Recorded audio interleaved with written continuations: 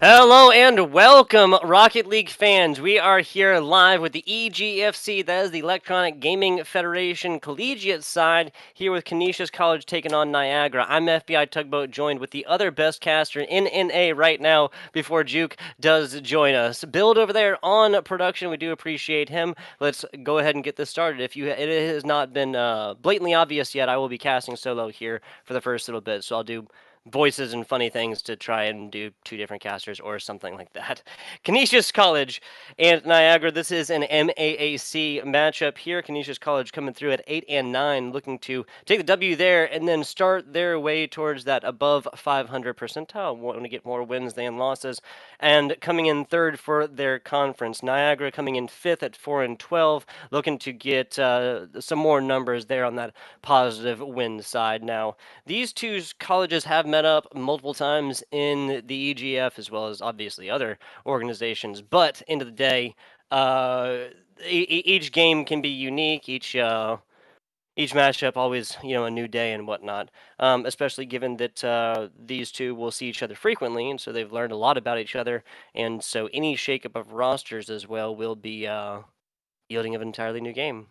What are we looking at here at Tugboat? Tugboat! Hey, thanks, guy. We're at Canisius College. Humble Potato, Glixie, and I'm Stuff, Niagara on the other side. That is Ost117, Pablo, and Pass the Schnitzel. Yeah, Schnitzel is slang for sausage, I believe. We talked about this on one broadcast a while ago, but getting it in here soon, I'm told, at least. Anything huge happening in the great world of Rocket League. What? I mean, the RLCX starting their winter split soon, announced some talent over there, and which is obviously something the teams do control.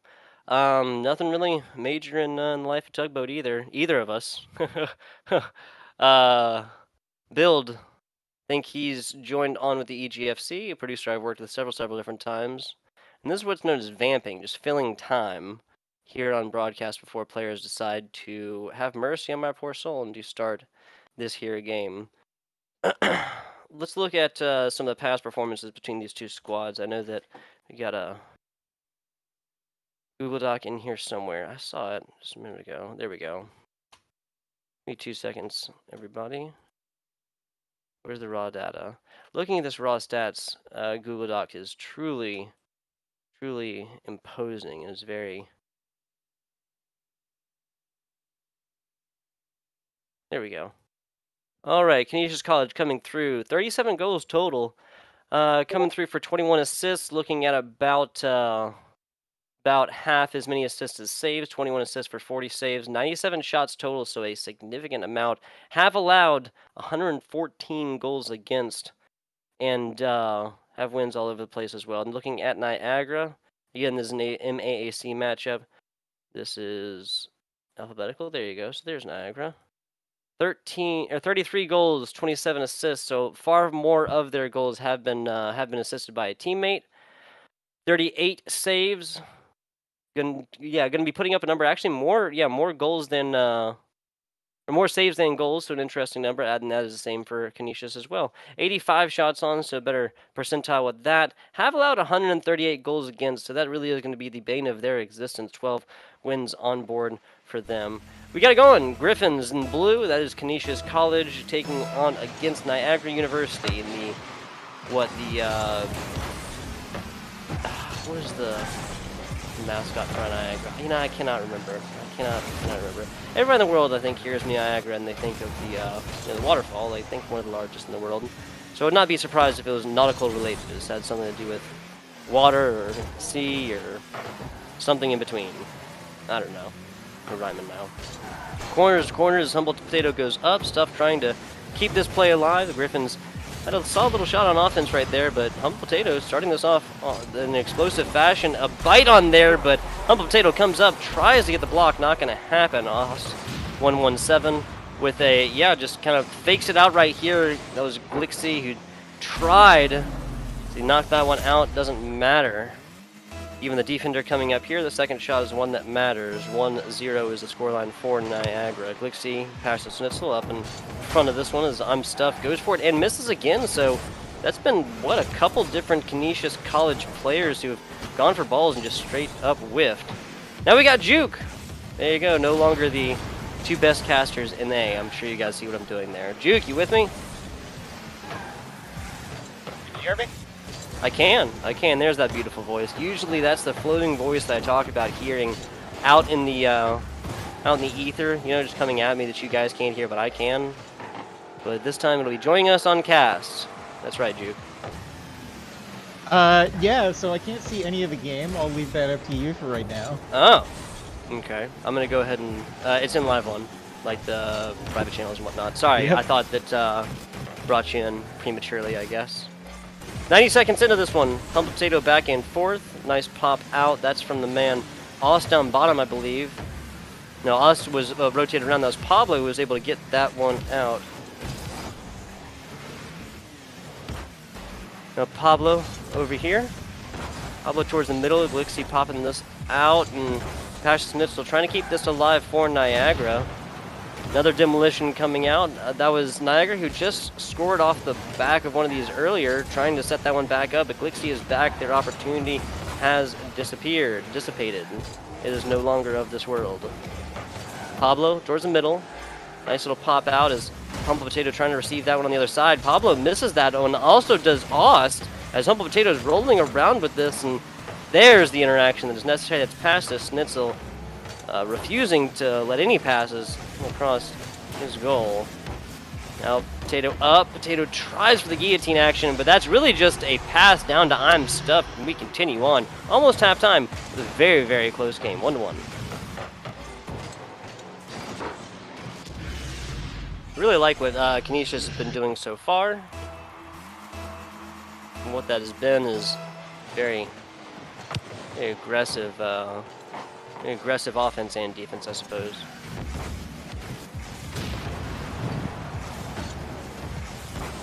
Looks over towards the middle here. Trying to follow that one up, not gonna have it so easily.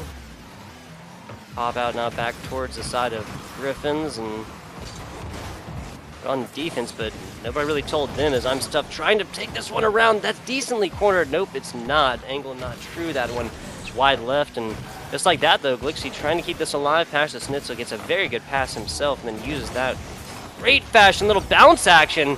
Hits the left side post and gonna be able to get the momentum and the angle to get that one in. Niagara University are now up 2-1.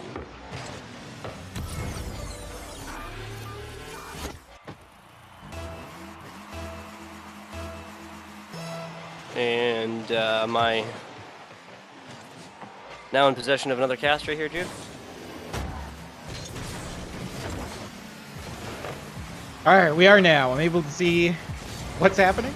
I felt like I was there though, hearing everything you were saying. It was basically perfect. There you go. I appreciate you saying that. We had not one but two tugboats on the webcams earlier. Little mirror action, classic solve for that one. Can't just have one, even if it's just one mirrored. But I appreciate that. Hey, I suppose at the end of the day, play-by-play commentary came from radio broadcast, and that's what they wanted to have done, right? Try to be able to describe it as accurately as they can in order to make it feel like you're there. Yeah, I came from a time when that was how we broadcast games, as we see Potato trying to get them back in this game, not able to get a clean shot. Taking it back down the other way. And just going to get knocked out of the corner here. So, close game here. Is this, sorry, what was the score again? It is 2-1. This is Niagara up 2 to Canisius College's 1. Canisius College in the blue, the Griffins. Niagara University in the orange and the right. Up to 2. Nice hit out. Ost barely gets this one. What you've missed so far is some really aggressive, both offensive and defensive plays. Canisius College, gotta say, the way that they've been playing some of these balls has yielded just, I mean, sometimes the fast, hard, and heavy is not the way to do it. That kind of play, especially on defense, has yielded several different situations like this where there is simply no Griffins players to be seen anywhere near this goal. Glixie tries to get something done, but passes to Schnitzel, assisting the teammate all day long. Not going to get things on the board for it. 97km/h goal on that one. Yeah, getting a little loose there on the defense in the last moments. You can't really blame them. But Niagara looking to close this one up. Yeah, we are getting farther and farther from the realm of possibility in a world, yep, especially with that third goal now. I do believe that's Niagara University. Steeled up this game number 1, 4-1 scoreline. It's not done yet though, so we won't count it. We won't mark it on up quite yet, but after the first, I would say 90 seconds, it just looked like a Niagara University squad that was a lot more on point, a lot more, just looking a lot better, right? Yeah, I agree from what I've seen here. Obviously, you start to play the game a bit different when you're already down. But yeah, Niagara looking solid. Looking real solid. Can't argue against it. 4-1 is a solid way to make a statement here in game number 1. Again, this is a matchup that these two have seen many times. Canisius College, Niagara U are in that MAAC conference. So, end of the day, any matchup between the two of them is going to benefit both teams, right? They're going to learn a lot about their opponents and know about a team that they're going to play frequently, right? Yeah, we are still only a few weeks into this first split. We'll continue in the spring. I know a few teams have asked about that. But you don't want to lose these conference matchups. They're critical to getting those points, getting you into that finals championship. Yes, It means sir. a lot for both teams. Yes, sir. What Juke is alluding to is there will be championships for both splits as well as the end of the year. So believe it's February 2nd or something like that. The second split starts, or around then, maybe end of January. The second splits. Don't quote me on that one quite yet. Just pay attention to the EGF Twitters and more for announcements there about specifically when they will start. But end of the day, the regular season for EGF, the fall splits here will be concluding around the second week in December, I believe. Regular play ending first few days of that. But getting back into it here, Canisius College and Niagara University going at it. This was very, very close for a while, Juke, but the end result was anything but close. Yeah, and that's just, the way Rocket League can be. The more you try to open up the scoring, the more your backline is opened up in response. Yep. So we'll see if they're able to stabilize here for game 2. We have seen some success out of both of these schools, so I wouldn't expect this one to go all Niagara's way just yet. I think a comeback is definitely possible. 100%. We're looking at Griffin's squad that, okay, they'll take those all day long. I will. What's the neutral way to say this? That was either incredibly planned or the result of some fantastic luck. So we're gonna go with the first one, okay? I'm putting in a very, very impressive goal. Looks like he didn't quite get much mustard on that one, and that caught the defense off guard. And yeah, whether you're saying that's a fortunate accident or... Oh my god. And here's another one, all the way from midfield, now starting to question the defense here from Niagara. Really, nobody in reasonable path of that ball. 4:20 left on the clock, and already up 2-0 for Canisius College. I'm sure Soysaurus would be happy to see this. Yeah, so, oh my goodness. We talked a little bit about in between. Canisius College just continuing on with this aggressive offensive play, and now it is resulting in a stomp the other way in every way, shape, and form. Average of 15 seconds per goal, 45 seconds in. That's 3. Juke, even I can do that math. Glad to hear it. This is a collegiate esports organization, so glad to see there's some kind of learning. I know you and I have had some trouble in the past getting these scores tabulated, but it's not. That's fair. Doesn't seem to be a problem getting +1 on the board for Canisius over and over. But Niagara now responding past the Schnitzel, popping that one in the back. Yeah, really, yeah, that's the impressive part of this play is Passionate Schnitzel just realizing that Humble Potato wasn't going to be able to get there to the ball if he turned on the afterburners, just dumped everything into it. Now we're looking at a second open goal, but Glixie, man of the hour, Guardian Glixie they call him. I'm just kidding, I've never heard that before in my life, but still a very impressive play by Glixie here. got there in the nick of time. Not going to be super easy for any Rocket League player. Now, Humble Potato takes a slow roll pass from I'm Stuff, I believe, and just like that, the offensive pressure had switched. Barely getting this one out as Ost 117. Pass initial trying to receive that one on the side, but not going to happen so easily. Canisius College all over that, and that one's just barely outside to the left. Yeah, we're seeing a lot of excellent touches on the ball on the offensive end, and I am very worried about both these defenses right now. They both need to calm down because look at this, almost able to get it into that corner. It's just terrifying watching the defense from these teams right now. As another open net, but not quite able to predict the pass there on the side of Niagara. Wow, yeah, so the last 5 seconds is very, very indicative of this entire matchup so far. An extremely offensive performance from Niagara, but stretching entirely, like basically taking the car apart to break through space and time itself to get to these balls. Very last nick of time, the very, very, very last second to get there for these blocks, and then after the first one doth miss, Canisius just keeps it up. Yeah, and I'm not quite sure what the solution here is from Niagara. It looks like they have people in the general area of playing defense. They just don't seem to be anticipating what's happening next. As another one sneaks by here, Humble Potato scoring from the corner, and the worries just continue. Oh, no, okay, that's what it was. Pablo went around because other defender was there. That was Oz who can totally whiff that. That was not that like high flying of a ball either. It was not going very quickly. And so they're definitely going to be kicking themselves with that mistake all day long. Another miss, another complete miss as Glixie comes in with a bouncer that would make anybody jealous.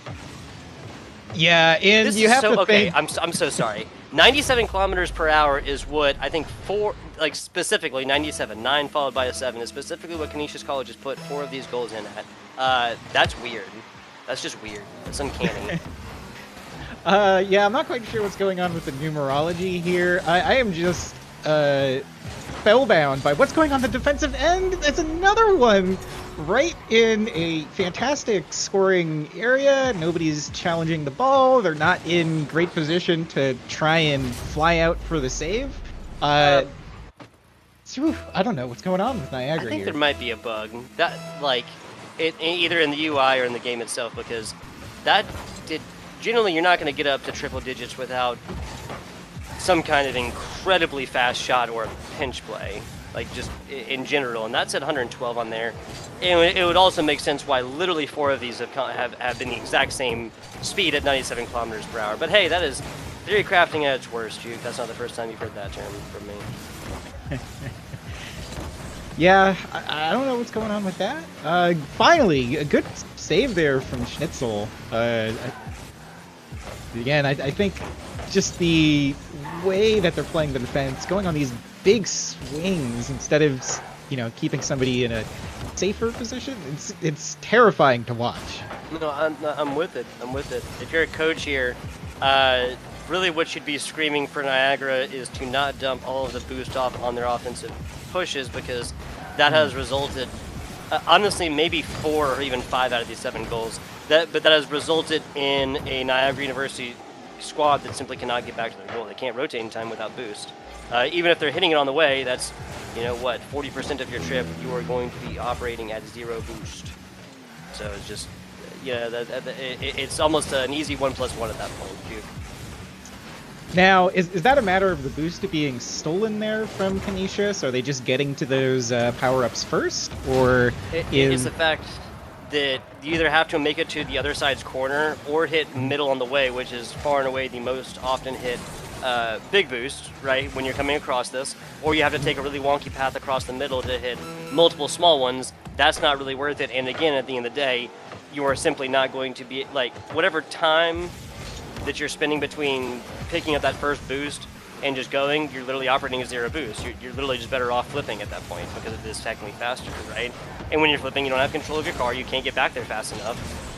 Whereas your opponents have just simply played their hand, right? Like they've held on to sometimes even 20 boosts, but that's all that matters, especially with some of these high-flying balls. That's all you really, really need to get up there. This one's even more of a stomp than the last game, and it feels good, I guess, as a commentator to be able to say definitively what it is. And I think Niagara is going to be hoping that they can identify what it is. They lose game 2, 7-1. Really a rough game there. I think we touched on it more than a few times. The defense from both teams looked shaky. Canisius was, just able to get there in time for, most of the attempts on their side.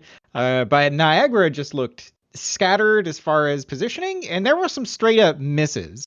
They did not connect on the ball at all. It wasn't a 50-50. They were there first and just not getting the touch. It was very scary to see. Yeah, it's not even necessarily just the miscoordination of one player. When you see multiple players not in position or not you never want to assume that your teammate's going to miss, right? You don't want to kind of give them that little amount of confidence or whatever, right? Yeah. But these positions are defined by people not named FBI Tugboat who know how to play this game very well. You know what to, the execution is there, right? There are certain places you rotate no matter whether or not your teammate is going to hit the ball or not, because you want to play the safe play. It's not always about dumping everything into offense and using every bit of boost to get every single place. Seriously, and I'm going to stop harping on it, honestly, but the big difference between games 1 and game 2 is that Canisius College just simply realized what they needed to do, and they held on to that 20, 25, 30% of boost coming off of their offensive pushes to simply get back, and Niagara doesn't. Yeah, and we'll see if Niagara's able to adjust here. Like you said, boost was critical in that game 2. Niagara, if they had the boost, I think that would definitely explain, constantly being a few car lengths behind where they needed to be. So we'll see if they can make some adjustments. Look at this right now. What does Pastor Snitchell have right now? He just went up, he just dedicated every single thing that he had to try and put a ball where his teammate wasn't getting it, and now he's down here. Oz just hit the corner boost, right? Pastor Snitchell is coming in. He did get the demo, so that's awesome, but he has no boost, right? If this ball goes the other way right now, there's absolutely nothing that can do. Now Ost is back. There you go. Okay. I'm really not trying to be too critical here, but these are good collegiate teams, and the mistakes that are being made are extremely clear. Yeah. I feel bad as a commentator. No matter how good the team is, sort of pointing out the flaws, especially when they happen over and over again. Humble Potato able to get a ball right in the middle. That was nobody's fault except for Humble Potato. That was very, very clean. Yeah. They challenged for the 50-50. It just happened to go right to him, and a well-handled shot. The ball came to him quickly. He handled it, hit the top bar. Didn't quite go in with the satisfying ding that you get in hockey. I forget. There's a name for the two. If it rings off the crossbar. Yeah, it makes like a different sound. Yeah. The ones that sort of ding and go off to the side, they make a different sound. It's really satisfying. But yeah, just barely able to get it inside there. And Niagara continuing to... I like their aggression on the ball, but you're right. Seeing the boost go is just terrifying. And that was just a minor misplay by a couple different players on that one. You're not frequently going to be able to keep this ball up in front of an opponent's goal like that very frequently. Now, we just saw Ost, he used everything, and now, as we see, Pablo's back, who's where he needs to be. Pastor Schnitzel takes a biter out of that one, and that's Jimmy Griffin's giving him a mouthful every day. Yeah, I'm Steph just kind of slowly shovels the ball to a teammate, and nothing between them and the goal once again, as Canisius goes up 2-0 in this game 3. Ooh, one off the side, but Pablo gets there in time. We talked about stretching out earlier. That's going to be that all day long. Now a good placed ball for Niagara. Glixie on the other side hits that with all the gusto that he needs to. Falls down, gets past it actually, and now that's a Griffin's player, Canisius College player, who's is now guilty of the full biting boost there, resulting in nothing. 2 minutes and a half, half time. That's what I meant to say. 2-0 up for Canisius. Yeah, and you can see even these. Oh my goodness! Oh, he blocked! No. I can't believe it. Oh. After all that.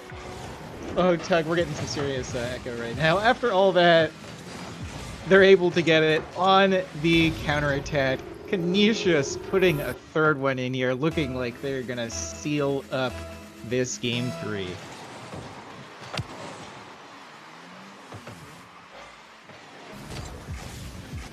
As Humble Potato takes it out of the corner. There's that very active defense from Niagara, almost turning it into a scoring opportunity. Gets knocked away by the 50-50.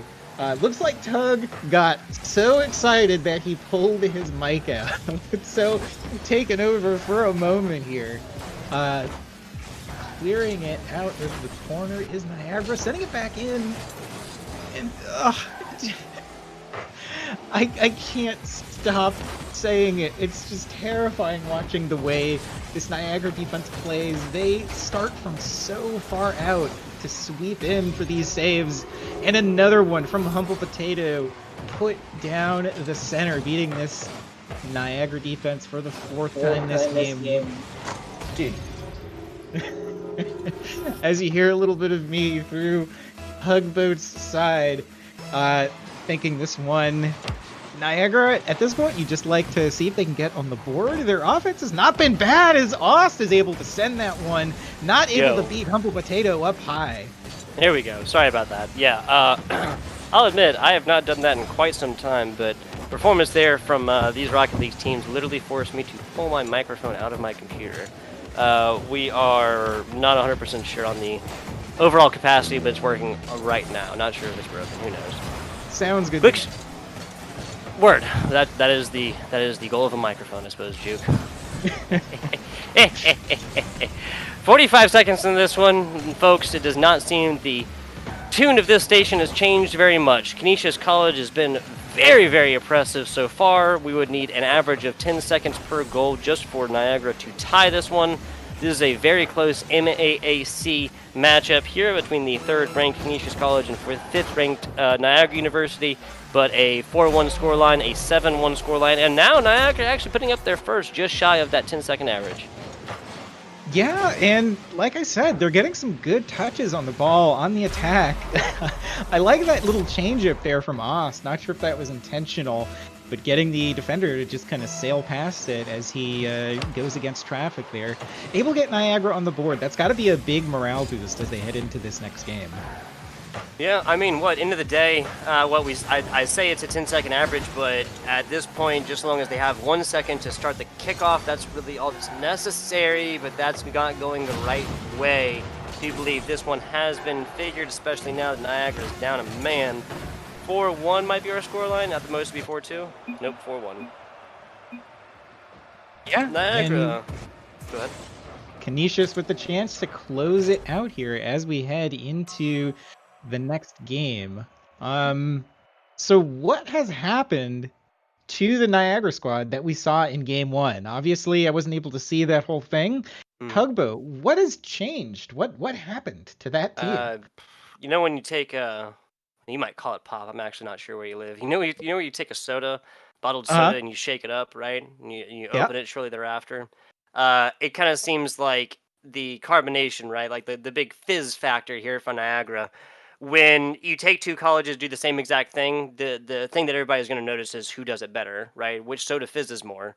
So far, that's been Canisius College, and they just dialed back that 10%, right, to play on defense just a lot better. The first game, you saw almost no Canisius College defense whatsoever. They were doing exactly what Niagara was doing in game number 2. Niagara cleaned this up a lot, and we see that reflected in the scoreline, of course, 7-1 for game 2 and 4-1 here for this game number 3. We have purchased ourselves some more Rocket League here, of course, the game number 4 coming in, Canisius College up 2-1.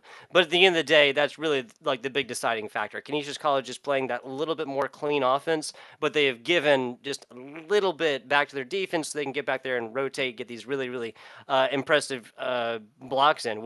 This is a Canisius College squad in game 2 that had 16 shots to 4. That's this many, and that's one hand right here. 16 to 4. When you have numbers like that, it's going to be incredibly hard for anybody to come out on top. Like, you simply have to have shots to make goals.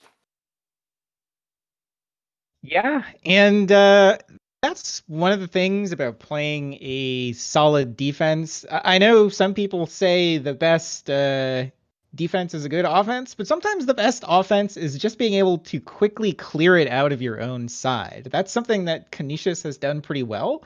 You see lots of Niagara attacks that just kind of stop somewhere around midfield, or they're saved after a pretty long shot, and then Canisius is able to go do work on the other side as they continue here in game 4, but not able to dribble it over the top. A nice attempt from I'm Stuff. It really was. I would not say that the aerial proficiencies from both teams is really the name of the game here. Like, that has not been something that has made a whole lot of defining factors. Individually, a team will win those, kind of like we just saw Niagara honestly kind of embarrass a Canisius College player there. But that is not everything, especially given that you know this level of Rocket League players are very individually capable in the air, but when you come to getting connecting passes back and forth to each other, which is my next point here, it's just not going to happen as often. Another big thing here is stringing together shots, right? Forcing the defense to block not just once, but twice, thrice, and then anything after 3, you're literally forcing a team to have not only lined up perfectly, but have rotated perfectly after that, right? To have gotten your first player who blocked the first shot back around to come forth and block the fourth. Now, those are only going to happen in incredibly high Rocket League. Both of these teams capable of it, but it is not something we've seen very frequently. I think second is the only amount of double shots we've taken so far. Canisius College down 1 now, and this is Niagara, who has again taken value from these demos off the offensive pushes. That is Lord Bappo now in for the Griffins. Ow. Yeah, I really liked what they were doing there. Past the Schnitzel going in. If it's a shot that's slow to his side, he can sort of maneuver to get around it, or he can just demo the goalie and make it wide open for his teammate. Great play there to get Niagara on the board ahead in this game 4 that Niagara must win. Yes, Niagara wins this. We will go the distance all the way down to game number 5 in this best of 5. First Rocket League game here on stream for the official EGF of week number 6, I believe. Don't hold me to that one. I think, last week was week number 5. And 1 week has passed since last week, so that would put that up. Checks out. Oh! Nice little bumper on this one. Humble Potato does it again. Yeah, you're seeing okay, looks like it was just a 50-50. I was gonna say some of the trickier shots going in places that are a little unexpected seems to be what's beating Niagara. And yeah, just an unfortunate 50-50 there for Niagara. Ends up sneaking in as a Humble Potato able to get a save. I remember, so again, not being too critical, but I remember why now. I don't have any problem saying this. Niagara University went up, I think 11-1, 12-0, then 14-2 in week number 1 of the EGFC. So this is a team that can get it done. And yeah, it's just the difference between knowing what to do and executing, right? Oh, for sure. 2-1 now. Still a very, very close game. Canisius up by 1. Now Stuff taking it over the top. Humble Potato trying to set this one up here, and nobody there. Lord Bappa with a little tapper on this one. So that one is going to go the way of Lord Bappo, but didn't necessarily need to. Humble Potato had that over there, and there was no orange Niagara University player that would have taken this. We're not taking stats from anyone now, but at the end of the day, there's a lot to be said for connecting on these. It's straight up experience, right? Yeah, I believe that was actually all 3 players from Canisius sort of playing volleyball down the field as they were able to get it in.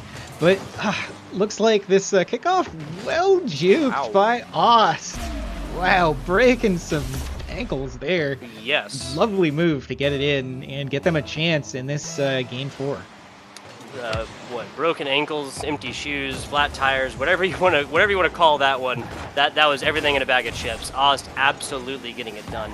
If this is a Niagara player in an Ost 117 that can do stuff like that more, they might want to consider making him the point man, at least for this matchup between Canisius and Niagara. Lord Bappo now the sub coming in, getting stuff done over here on the side. Oz taking that away so far, getting a little bit too heavy-handed with this one. Got to wall way too quick, was not able to maintain control of this. Ooh, Bappo trying to get to it, not going to happen. Past the Schnitzel tying this one up. Yeah, and it looks like just misjudged there on the fence by Bappo. Definitely had a chance at it. I think he was more confident that they were going to get the touch. So maybe a little overconfident as they now let Niagara back into it, tied up in this game 4. Niagara looking a lot better.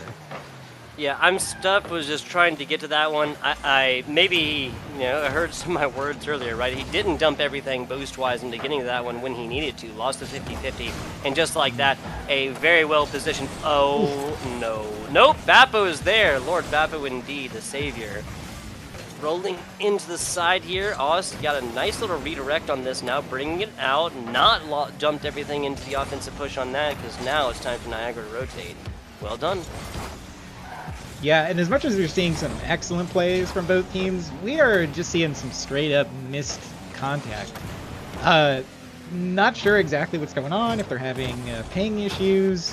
Maybe they just haven't practiced that much this week, but yeah, it definitely makes for an interesting game, we'll say that. Yeah, speaking of Chelapir, perhaps it was just thematical for 2020, right, Juke? Missing contact? Yuck. It has been a truly hellish year, ladies and gentlemen. 50 seconds in, still tied up. 45 now as the offensive pressure from Canisius is continued on here. Put up. Oz is the one who meets it. Oz really being the one who's shown up here. Pablo playing the cool hand loop. Just wait for that one to come in. Gives that the necessary stop. Now Canisius on defense. Yeah, and a really hesitant clearance there from Stuff is going to get Niagara another chance, but Humble Potato able to take it the other way, going for the air dribble, almost embarrassing the defense there, but not quite able to get that final touch. Oz bringing this out, has no boost, but Canisius doesn't know that. Would have had some insane tracking to be able to get that one. Bappo's back to save the day. Not one, not two, but three Niagara University players colliding on this one. Now that's a very well coordinated offensive push. Humble Potato with the redirect off the wall, going to be grounded out, and we have hit overtime in our game number 4, Juke. Yeah, and a fantastic chance there for Bappo from Canisius College. I'm not sure he realized just how much space and time he had. Kind of a disappointing touch in the end, but Humble Potato not able to finish it off either. Now back the other way in Canisius's corner. We'll see if Niagara's able to get anything done. No, a miss. And they are saved for now. Yeah, Canisius trying to bring this one out, starting this off with a demo, but yeah, Pablo's back. Pablo gets the good spawn right side, gives it an immediate touch. Now up, and Stuff sends him home. Yeah, and I think that illustrates the difference in this series here. Canisius have done a fantastic job getting second and third opportunities, and eventually this already shaky defense from Niagara is just going to let one in. Yeah, I'm with it. Now, how interesting, right? Like, there's that tiny, Rocket League is a very calculable game, right? A very predictable game. These boosts aren't just going to not show up on their timers, players aren't just going to get random bursts of speed, there's very, very little RNG. Arguably one that you could say has such an effect on these games is which side you will spawn back in after you've been demolished, right? It can only happen from opponents. Your teammates can't demolish you, and then you can try and take advantage of spawning on the back side, and you just start with 34 in the boost, right? So Pablo actually starts in the close side, but because he's stationary, because he comes right off the rip and just sees ball and hits a little bit but doesn't get a good hit on it, that actually sets him up. And if Pablo had just waited a little bit and let that to a teammate who was nearby, wasn't very, very close, wasn't very set up, but again, if the end result of just a very, very weak touch and not a full clear, then at the end of the day, Pablo would have been set up all day long with 34 boost coming right out fresh spawn. That really went down to the absolute wire. 2 minutes and 40 seconds is how much time passed between Niagara tying it up 3-3 and then Canisius taking it in overtime. So had Pablo gone on the other side, he would have had not just the boost, but the what am I trying to say? Like the angle, right? He would have been able to see how this opened up to have gotten on there and played the ball a little bit better, and definitely picked up a small boost on the way and had enough boost to clear this out like completely. We could still be watching this game right now if Pablo had spawned on the other side. Yeah, and it is a little unfortunate there. It is one of the only RNG aspects of this game. So otherwise, generally things play out as you'd expect. But yeah, knowing where you'll respawn after a demo, it's not any information given to you. You just have to try and make it happen after you get there, and sometimes you get a little unlucky on where you come back. Yep. And I mean, normally spawning close would be the move on there. That was just the very, very specific setup in which it was not advantageous. As it is, Canisius College taking down Niagara 3-2-1 this MAAC matchup. We got plenty more Rocket League coming at you here today. Personally, though, I believe I am getting off of this channel. Hang on just a second. Yes, so Shope going to be coming in, filling in with my man Juke here, and I'll be back in about 1 hour Eastern Standard, about 7:10, to get back to these games. We are running behind schedule, so I'm going to go ahead and get off of this one. We will not have an interview for you guys coming up here, but once we come through and catch up on our schedule, we'll have plenty of content interview-wise and more for our Rocket League here on the EGF. Juke, any last words before we go to a short break and get the next game set up? No, it's just a pleasure to come in and cast with you, even if it is kind of an emergency situation. I'm normally on production. But yeah, well, a great game, and I hope to see more. Exactly.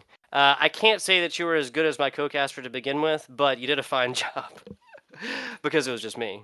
You get it? Tough competition. There you go. There you go. All right. Very short break. We'll be back with you guys with some Rocket League action.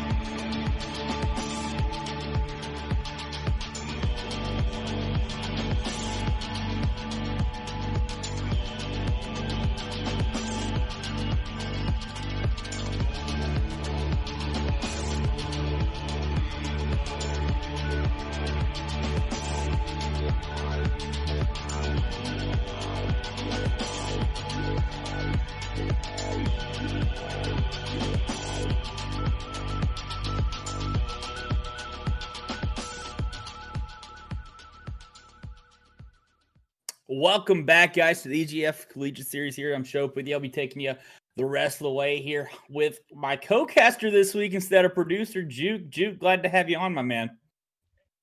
Yeah, we were in those one of those everything is fine situations with the fire everywhere. I just hopped in, making sure we have someone for our casters to talk to, making sure they don't get lonely. I'm like one of those very important dogs that make people feel better. Exactly. That's mainly why I'm here. I don't think I have too much to offer in the way of Rocket League knowledge, but I'll do my best. You'll be fine, man. But here we go, getting into this first game right here. Gonna have on the orange side Zen, Riles, and Titan Horse. They, of course, are for the Villanova, the Nova squad here. And then for the University of Connecticut, we're gonna have Chirp, Disaster, and Droids as we get this thing started. Duke, you got any thoughts about this matchup? From what I can recall, these are both pretty strong teams. I'm not exactly sure who I would give the nod to in this one, but I guess we'll just have to watch and find out. Yeah, we definitely will right here as Riles is going to cut across and take this up the side. Going to try to find an opening towards the middle. He's going to get one there that almost squeezes in. Falls out to Zen, who's just a little bit too inside of that ball to be able to get a shot on it, but very, very close on that one. A chance that's just going to come up short, but it's going to go the other way, and Chirp is going to score this one. That's going to be the first goal for the University of Connecticut. What a fantastic job there from Chirpa. It looked a little tentative on the defense, but, you know, he made the right plays. They weren't fancy, they weren't very fast, but he just stayed in the way. He took it on the counterattack, and excellent dribbling to get that one on the board. Yeah, really excellent stuff right there. I agree. Able to just take control of the ball, which is exactly what you want to do in that kind of situation. So, we'll see here if Nova can answer, but no, instead it's going to be yet another goal. An infield pass coming out. Disaster going to get this one off of Chirp. Chirp making a lot of offense for this team right now. Yeah, a great setup there. Very patient, just taking it slowly up the wall, see what kind of space he's got. Nobody really challenging him, and he puts a lovely little slow pass in front of the goal for his team. Yeah, he does a really good job of getting that one there, so props to him now. Chirp. Gonna be looking, see if he can find something. Can't find anything right here. Trying to find it back to Draws. He's gonna take it long the other way. Zen's gonna leave this one for Titan Horse. A little bit sketchy right there on that one, but it's gonna be cleared away. But you're seeing them, or excuse me, Connecticut here just kind of get things going just a little bit. Try to put forward on this Villanova defense, who, you know, a strong team, but have not been so defensively sound so far. Already given up 2 goals in a minute and a half. Yeah, good little touch there from Zen to break it up. Sherpa on the attack, though, not quite able to get it in. Scary moment there. Yeah, really scary moment. Very close as we're coming out now. Droids, he tries to go for the dunk here. He's not going to have it. Can Titan Horse create something? Nova trying to find their first bit of offense going here, but it's just going to go the other way, and we're seeing Connecticut here do a really good job of just transition out of their defense. Even when they're getting pressure, they're doing a good job getting that first touch out, getting it to somebody, as you see right there with at least a 50 on it, to make sure it gets back into that orange half without a whole lot of damage being done. Yeah, one of the things I like about Connecticut here is they're using a lot of the space that's given to them. They're not rushing. When Villanova is giving them time, they take it. And you can see a little slowdown from Sherpa to make sure he's got the touch he wants. A lovely little tap is able to get it in. Yeah, great stuff. I mean, he gets that little tap, and Chirp's been really the guy for this squad today, I think, that has been the catalyst for their offense. He's had a goal I think 2 goals and an assist now, 100% goal participation from him, which is what you love to see. But we'll see going forward. Titan Horse trying to not go quietly for Villanova. Trying to get this one down, plays it across. Going to be close, but nothing yet really in front of the net, threatening as Riles tries to put it in. Titan Horse, he's going to have a chance here. He's going to be a little bit wide and not quite hard enough to be threatening on that defender there. And now here we go the other way yet again. Up on the back wall, not going to be there. It's Nova over the top. Titan, he's got the ceiling. Can he get another shot on it? No, he's going to leave it for Zen, but they double commit on it. And instead of having anyone there, Riles had to back off of it, and that is going to leave it open for Connecticut to take it down the left side. Yeah, and you can see the difference in the defenses here. As Disaster not quite able to get the pass where he wanted, but yeah, Connecticut is not giving Villanova any time. They're having to rush these shots, and that one just barely sails wide. But you're seeing the difference that having that extra half a second can make in really setting up what you want.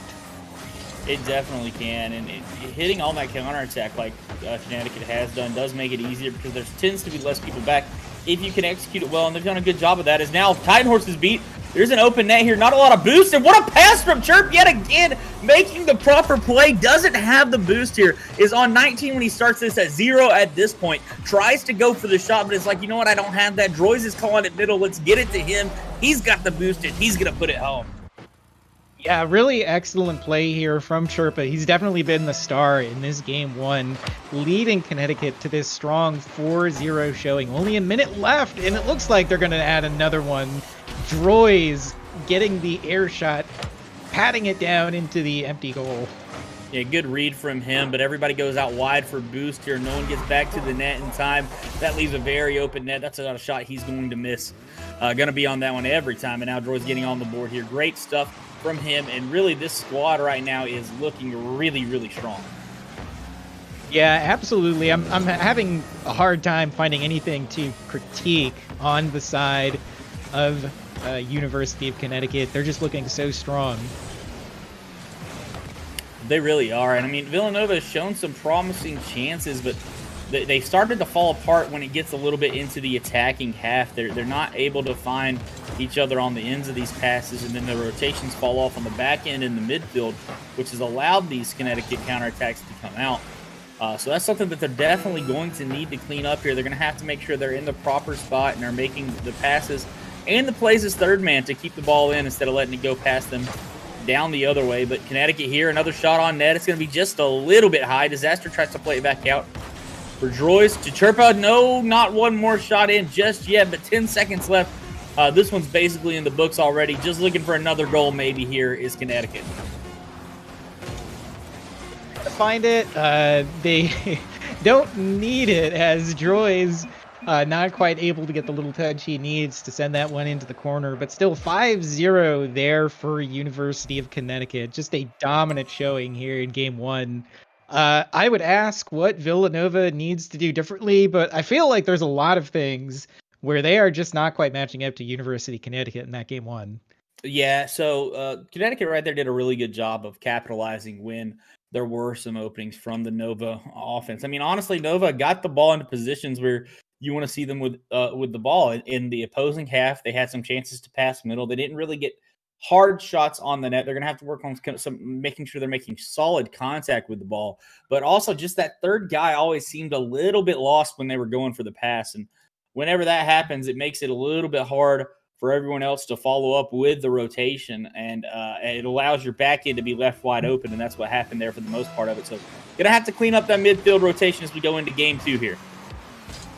Yeah, agreed. Seeing them handle the quick turnaround from Connecticut would be definitely one of the keys to turn it around. Let's see if they're able to do that here in game two, as already Connecticut on the attack, keeping in the corner, seeing if there's any room available, but Titan Horse knocks this one out. Held in again by Droiz. Oh, what an excellent attempt there from Disaster, not quite able to find it under the top bar. No, and now Nova doing a little bit opposite of what they had last game. Now they're just back in their own half, can't find anything, and Connecticut just feeling like they're the better team right now and are going to take control of all of the possession, and they're doing a really good job of that. They have most of the boost and most of the possession, but a great no-boost challenge from Zen to keep his team's chances alive as Riles puts that one middle, but Disaster there to cut it out. It's going to fall to Droiz to Disaster for the pass, and that's a goal. Great passing play out of the back end from Connecticut, and that can be the problem right here. You try to put this one back in as Titan Horse, but when you put it right back down the middle of the defense, oftentimes it's going to lead to a transition goal like this. Yeah, and I believe he might have even been the last man back there. That one potentially could have gotten into the goal if he didn't touch it. So kind of forcing their hand there is this relentless assault from Connecticut. Yeah, it really is. I mean, you just got to make sure you're not panicking in situations like that, right? You got to make sure that you're hitting the ball with some purpose or like some direction. But right now, Connecticut doing a great job of putting the panic into Nova as the shot comes towards the net and almost goes in. I think that was just a little bit wide, but Zen's going to have a chance here. He's going to get up. Does he read this? No, just off of the ceiling read. He tries to find it, but now Disaster on a breakaway. No one's going to catch him, and he's going to have the second goal for Connecticut. Yeah, and again, as you mentioned, these breakaway attempts from Connecticut, they're just able to get behind everybody seemingly at will. It's looking very scary here for the side of Villanova. Yeah, Nova, again, they've definitely got some talent on this squad that can show up, but and they're making some of the reads, but you can just see just a little bit of the edge going to Connecticut. I think a lot of it is the confidence in their play. They feel like they know what they're doing well, and they're executing on those plays. Sherpa here making a lot of opportunities for his team, and the team doing a good job of capitalizing when they're out of the backfield. Yeah, and it just seems like Connecticut is a bit more aware of where the whole team is. They're really utilizing all three players, both on the defense and the attack. They're coming out of the corner. They're sending it to a position that somebody can actually follow up on it. And that's making a huge difference in continuing the assault and not just getting, one midfield attempt like this from the side of Villanova. They need to be making sure that they're working together on this attack. Yeah, they are, and they're working together on defense as well, right? You're seeing that most of the time when they are getting hard clears out, there's already somebody cheated up into the proper position to be able to get that. And you have to have a lot of trust in your team and the players on the back end to, one, give you that, one, hit it, and then two, give you that ball to get the transition out. But Connecticut right now, very confident that they're going to be able to do that. Doing really well as Sherpa takes a threatened shot under one, but can't get past Titan. Yeah, and you see, I mentioned hockey quite a bit. It's one of the only sports I really know. And you see it's like they're holding it in, activating their defense, holding it in at the blue line, and just making sure that any clearance attempts is just sent right back in. So yeah, I really like what I'm seeing here from University of Connecticut. Again, utilizing their whole team on this attack. Yeah, a lot of people say that this is rocket car soccer, but that it has more comparisons to hockey, with really the puck never really, or ball in this case, never being able to get out of the rink, playing it down the field, having that full kind of like fluid motion like you do on skates in hockey, where it's kind of hard to stop and change direction as much. So, a lot of comparisons to that sport here, and I think you're right on the nose when you say that they're just trying to stay at that blue line and keep that ball in. Yeah, and here you see again, they're also doing a great job from the side of Connecticut in the corners. You see that when they lose control of the ball, they're able to do it in a way where Nova can't really clear it confidently. And that, again, is leading to things like this, where Trooper's able to hold it in. Yeah, he's doing a good job of that right there, just jumping. I mean, he just jumps to get in the way, and Nova gave it right to them. That's a pass that comes in a little bit hot. Disaster tries to play it back down for Sherpa, but he's not going to be able to get there. But yeah, it's just, again, the confidence and the coordination from Connecticut have really been the difference here. And Nova are going to have some opportunities like this as Titan Horse tries to do it himself and just 50-50 his way into the net. But unfortunate on that last one, goes a little bit wide for him. Yeah, I like that attack there from Titan Horse, not giving up on the play. The first touch doesn't get in, and he just keeps barreling in, saying, look, if we 50-50 near your goal, there's always a chance it might go in. Doesn't quite go their way, but I like that from Titan Horse. Yeah, I do as well. But now Riles, that's a chance. This is threatening a shot as they've had all series. Follow up. Can he get another one? No. Out to the side, and Draws is probably going to put this one out to safety. And Villanova is going to go 2 games here, barring a miracle in 0 second time, without scoring a goal against this Connecticut team. Yeah, and that will do it. University of Connecticut, the score was more the game was more dominant than the 2-0 score line would lead you to believe. University of Connecticut looked in control for the majority of that time there in game 1. Villanova, I think you have to be counting your blessings to only go down 2-0 in that first game. But I think they definitely have a chance of coming back in this one. I have seen them in previous games. These are definitely players that are individually skilled, but the difference right now, University of Connecticut utilizing all of their players on the attack, on the defense. We need to be seeing the same from Villanova. They need to be working together. Yeah, they're going to have to put some more trust into each other. Maybe that's, even if they don't get out of this one the way that they'd like to, maybe that's putting a little bit more time in scrims this next upcoming week for next week. Maybe they're seeing some weaknesses here that, they thought they were doing good, because these are some individually talented players, but like you said, they're just not putting the pieces of the puzzle together quite right. They're relying a lot on their individual talents, and and challenging. And you can see them playing almost like it's a rank game, right? Where they're going for their 50s and they're going for what they can individually do, but they don't have that coordination of a team like Connecticut. Yeah, we'll see if they're able to turn it out here as we head into game 2. Again, Connecticut looked dominant in that first game, but still only 2-0. So you have to think that Villanova definitely has a chance here to come back if they just make a few changes. Yeah, actually game 3 here, Duke. I know it went fast, man, but oh. we are up 2-0 for Connecticut, and they're looking strong already in game 3. As Sherpa again, I mean, he has been so good for this team. Yeah, and really smart placement of the ball. He's not always putting it in the place that his teammates would, prefer if it could be anywhere, but he's getting it past the defenders, and that's the important part. He's giving them a chance to make a play, and there they do as they head up 1-0 in this game. That they do now. Touch around here. Wiles, oh baby, to Zen. That was a close one. Not going to be able to quite get there, but going to be close on it as Draws comes over the top. Disaster now. He has to make touch here. He doesn't make it. Riles misses the shot, but it's be Zen. Can they break it open? No, Draws is there, but the boost short. Only 100 boost for Disaster on the Connecticut squad. No one else has boost. Can they take advantage? Villanova here, a chance. Going to go for the flip reset. Titan Horse can't have it, and Riles is going to play it out, and it's going to allow at least some of the team to pick up a little bit of pads, but yet again, low on boost as they have to go for it, but Disaster gets back, and with full boost, they're somehow surviving this Villanova attack. Yeah, and you're seeing a much better job here from Villanova, just relentlessly keeping it in, not letting them clear that out. Titan Horse finally coming in over the top. And it's almost like having tired defenders out there when you have people with no boost. They're just not nearly as effective as the offense. He gets to move at will. Villanova, great job tying this one up, giving them a chance in this series.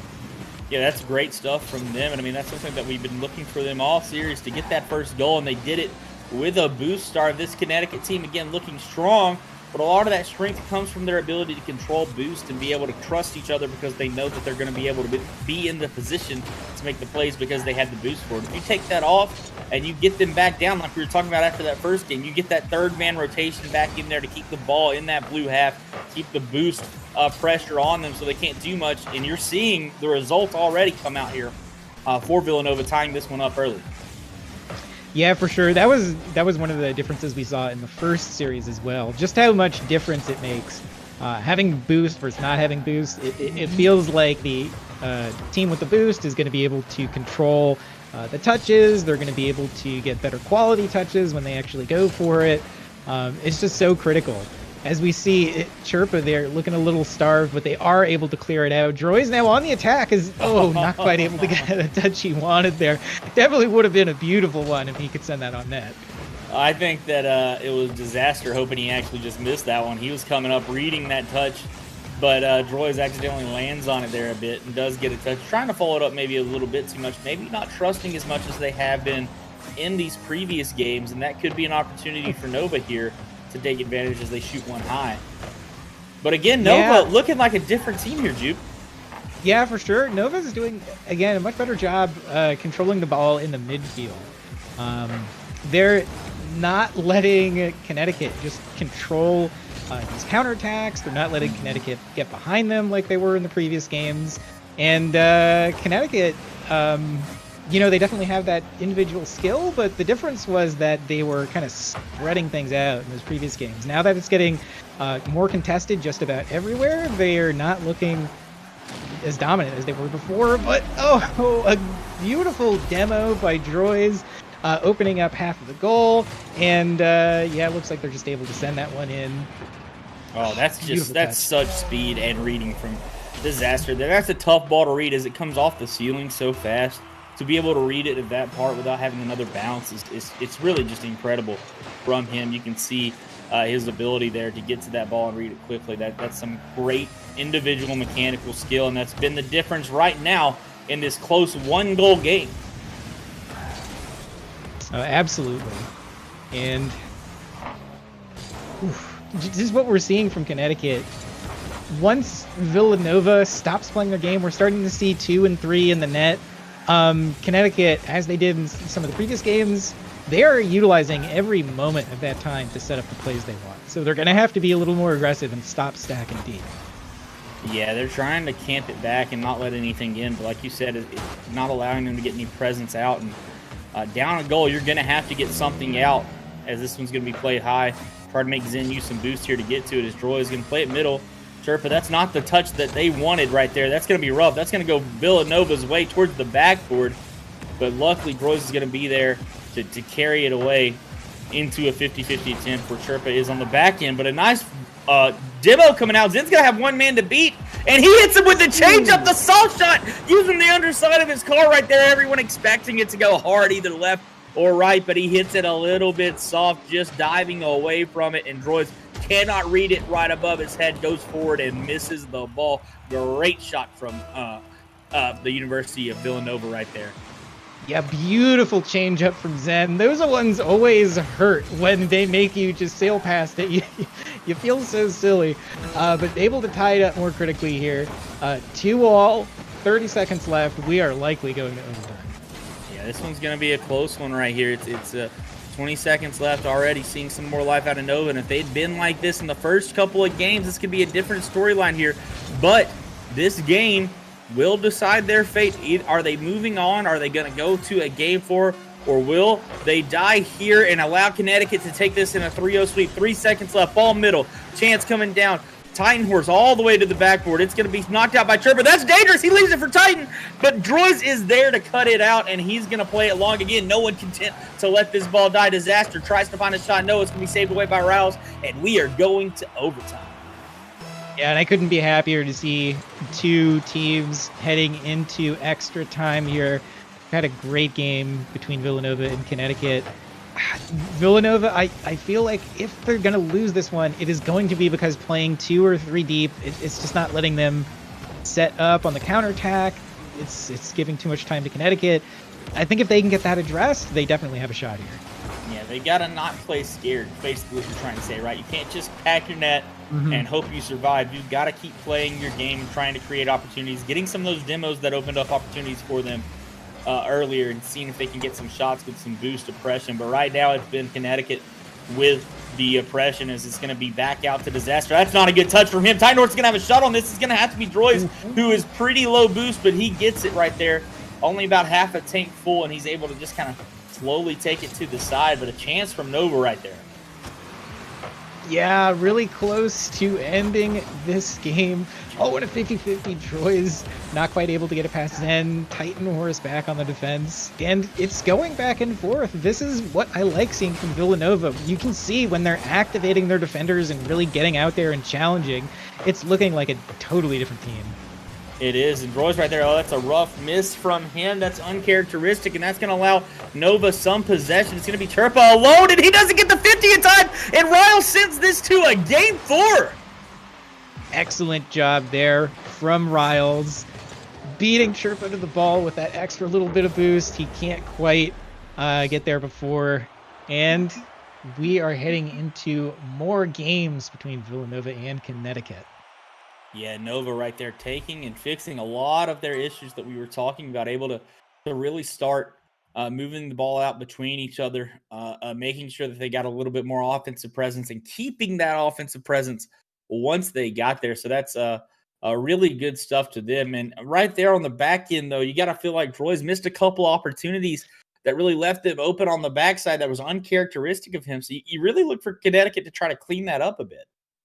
Yeah, a missed touch is one of the worst things that can happen for your defense. Droy's really letting the team down there, and Villanova doing a great job to capitalize. Connecticut not out of it yet, though. We'll see if they're able to return to this sort of control-based attack that they were able to do in some of the other games. Just number of shots, I think, was the difference when they were able to win. It was because they just would not let Villanova play, basically. And eventually, if your opponent's not able to touch the ball, you're going to win the game. Yeah, that's the truth right there. And they were just keeping it away. But again, a lot of that was the boost management that they were able to have and boost control to be able to trust each other with it. But that's a good challenge from Zen. That was going to be a surefire goal, but it's going to be anyway. And those are rough situations off the kickoff right here, which for the most part have seemed to have gone Connecticut's way. This one bounces down right to Disaster, right back to Turpin. No one back for Villanova to be able to get it. And Connecticut, as they've done in every game, draws first blood. Yeah, and if I'm Villanova, there is nobody I am more scared of heating up than Sherpa. He was, I believe, involved in every goal in that game one. 5 goals, and he just looked excellent. So if he's able to get on fire again, this one may just be over. Yeah, this is dangerous right here. As you saw, Disaster not quite in the right spot right there. A little bit in the mid goal instead of on the back post, but fortunately for him, that ball going a little bit wide, just squeezing out past him. This one over the top from Titan Horse. Sherpa plays it out. Droids is going to look middle with this one. No one there just yet, but that was a tough touch from Zen right to Disaster, and that's the panic from Nova that we're talking about. You don't have to hit every ball, but here Zen thinks he's got to touch this one with no one there, and he ends up just passing it to the only person that was coming up who probably would not have beat him to that ball if he just controlled it. Yeah, just that speed from Connecticut, not giving Villanova any time to think. I would call that one almost kind of a forced error. And they're able to capitalize and put it in up 2-0 now for Connecticut, looking to close out the series. Yeah, but a shot coming in from Zen, trying to get back from that mistake. But a 50 coming out. Now Zen's going to put it in.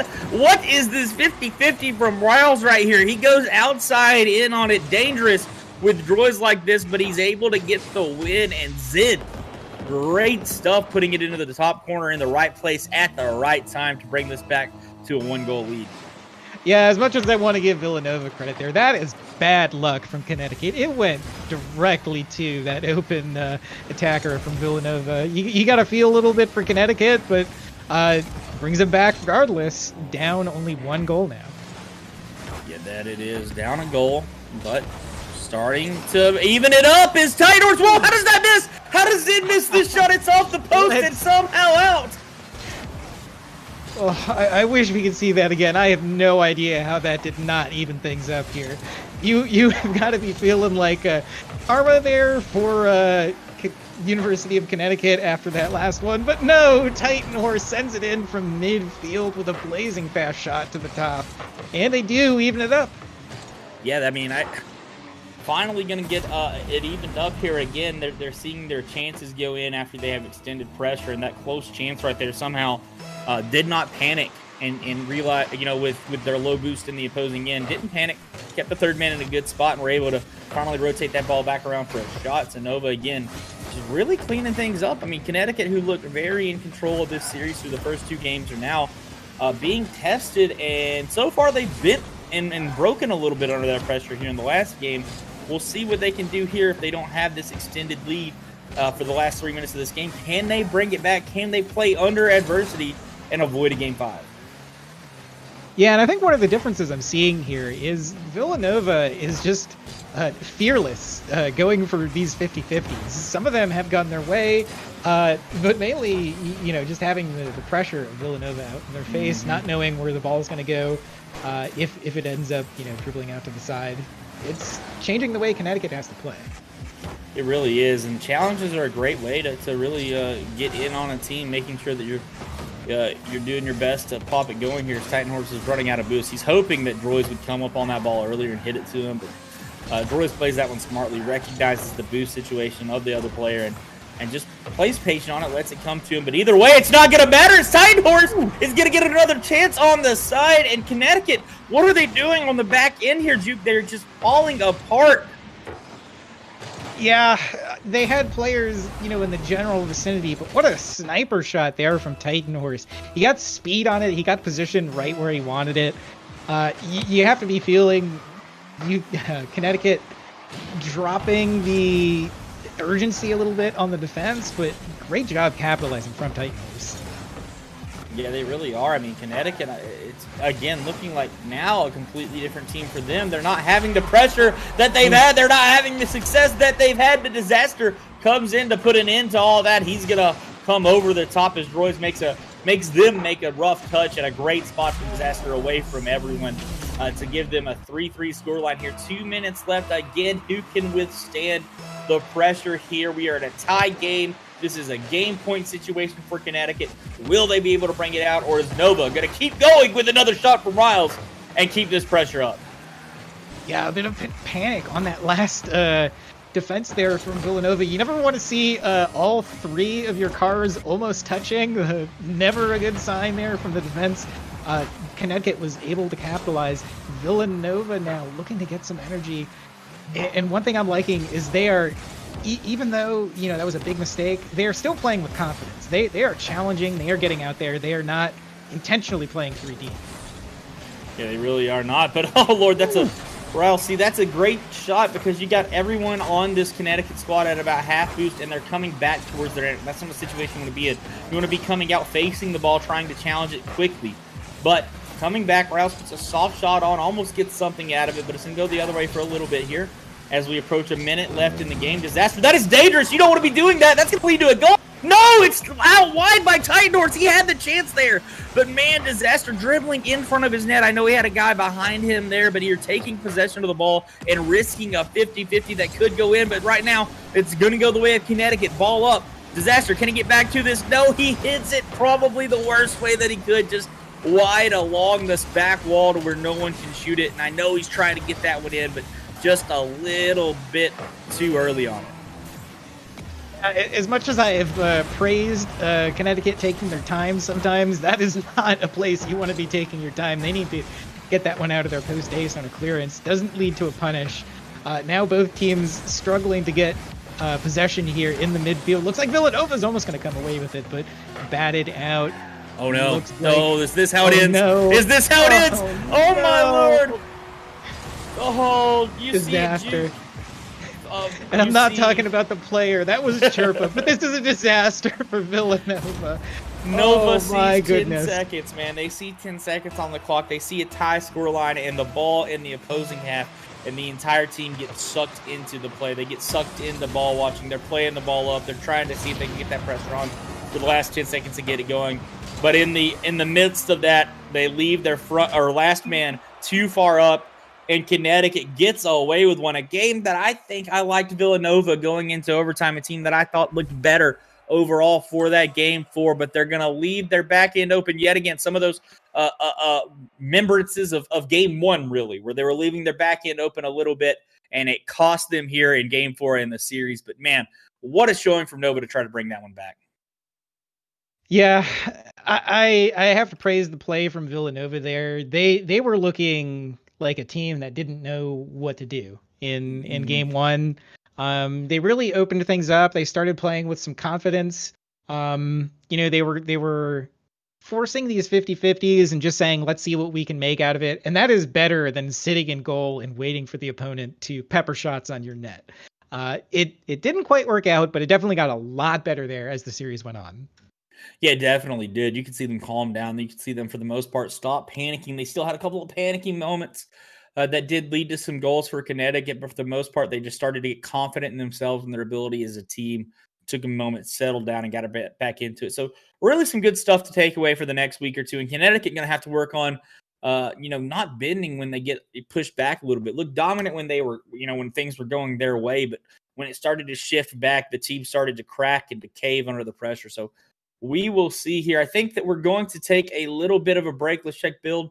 Yep. But we are going to a short break. Yeah, short break. We'll be back with you guys really soon.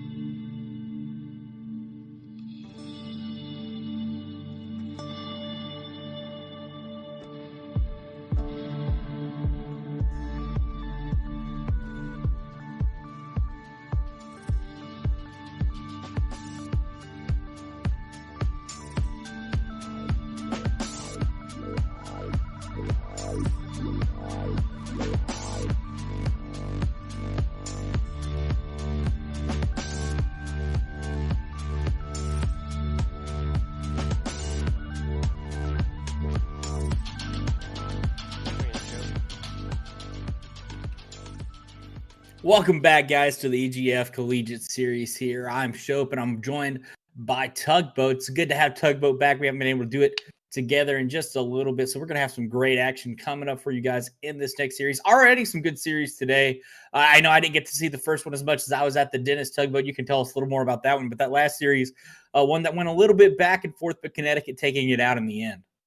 Yes, sir. So game one going down, not fully the distance. Game four situation there, 1-4 for Niagara in game number one, and then a completely different story there on out. 7-1 in game number two. Game number three, you saw a 4-1 scoreline again, just going the other way for Canisius. And then went into game number four. Now that's where Niagara really did turn it back on and came with a much more competitive game. That one ending in overtime, 4-3. Did go to Canisius though. They finished that one out 3-1. What we got on here board is William and Mary taking on RIT. That is the Rochester Institute of Technology. Yeah, Rochester Institute of Technology. It seems that's looked pretty good in a couple of situations that I've seen them in so far.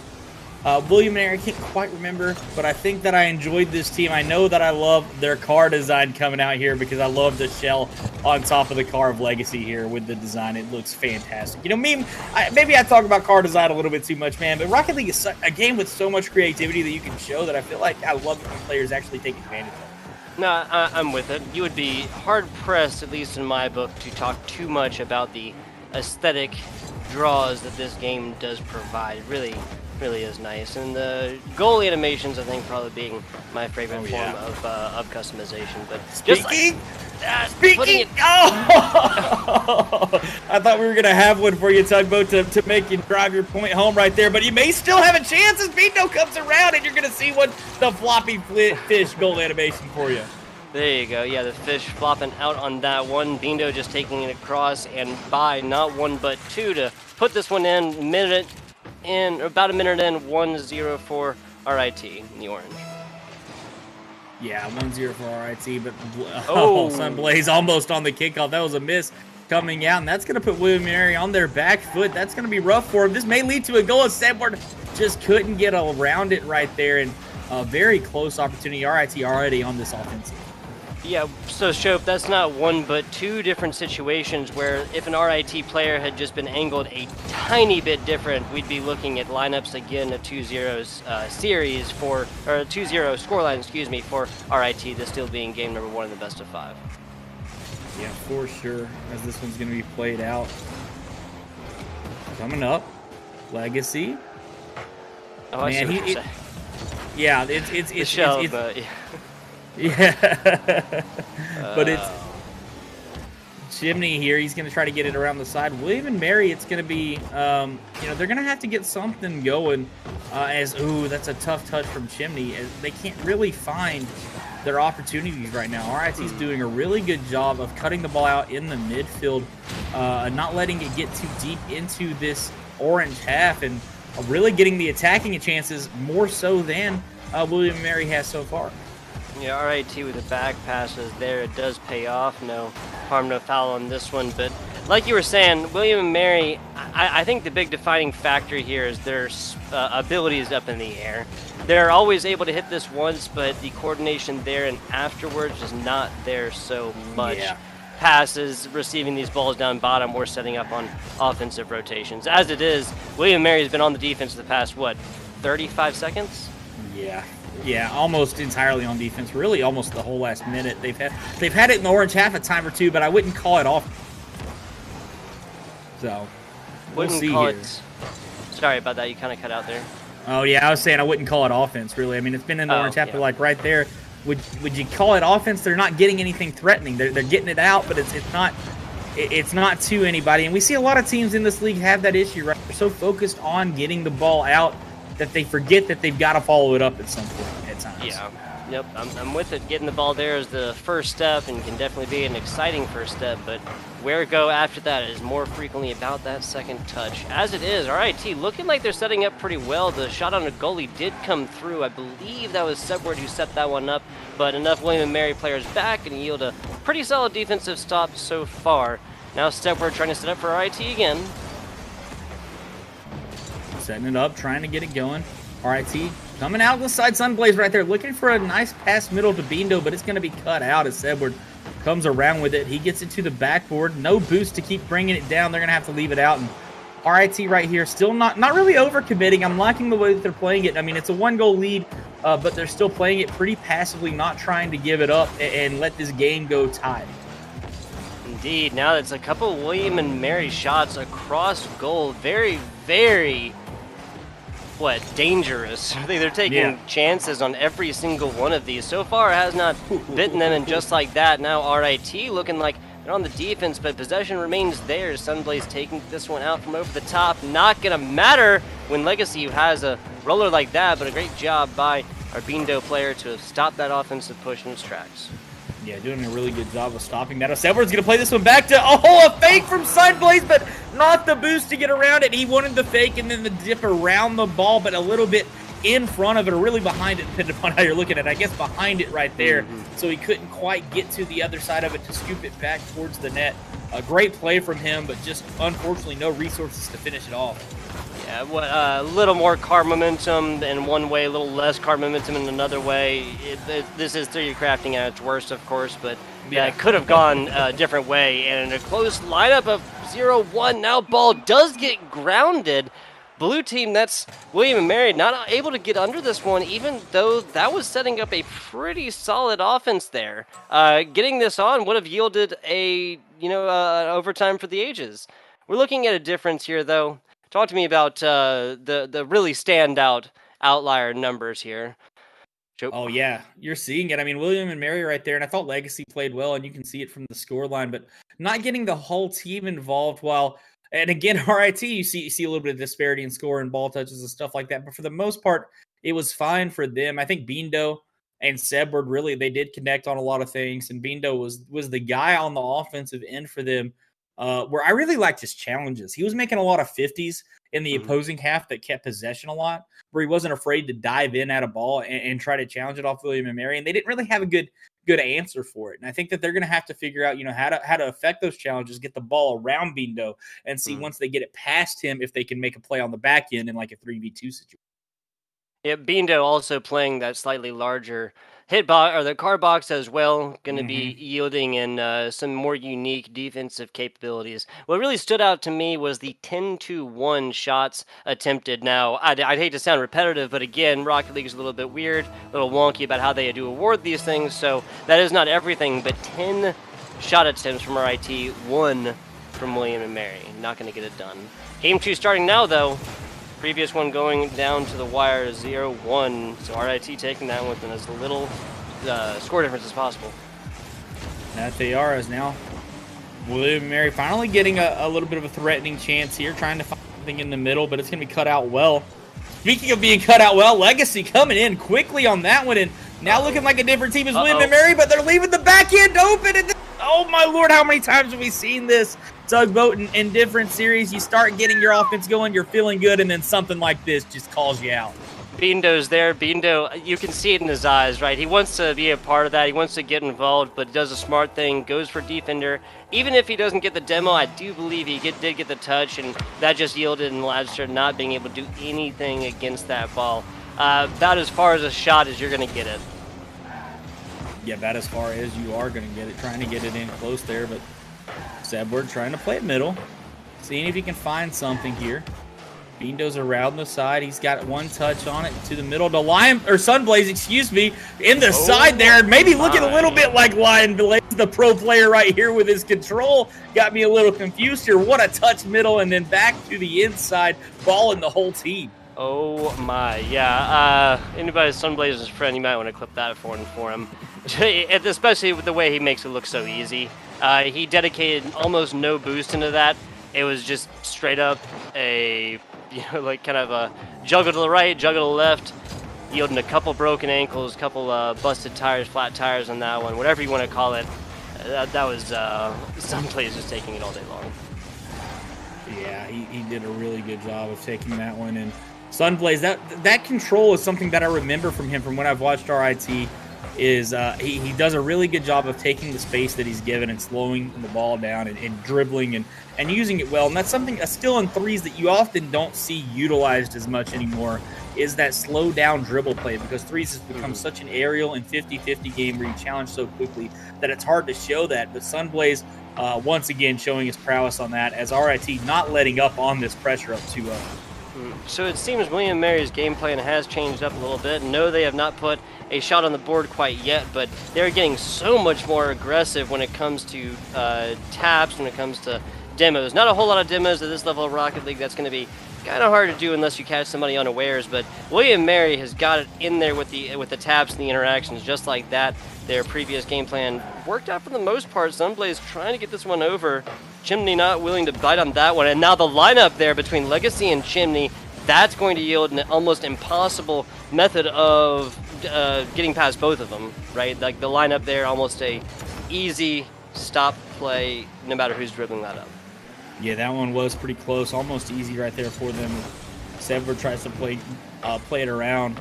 Sunblaze now trying to find it. They're trying to line these things up, and William and Mary, I mean, they've looked better this game despite it being a further out scoreline. I think besides that one moment where they got caught on the back end and a fantastic play from Sunblaze, they've looked faster to the ball. They've looked like they're a little more confident in what they're doing.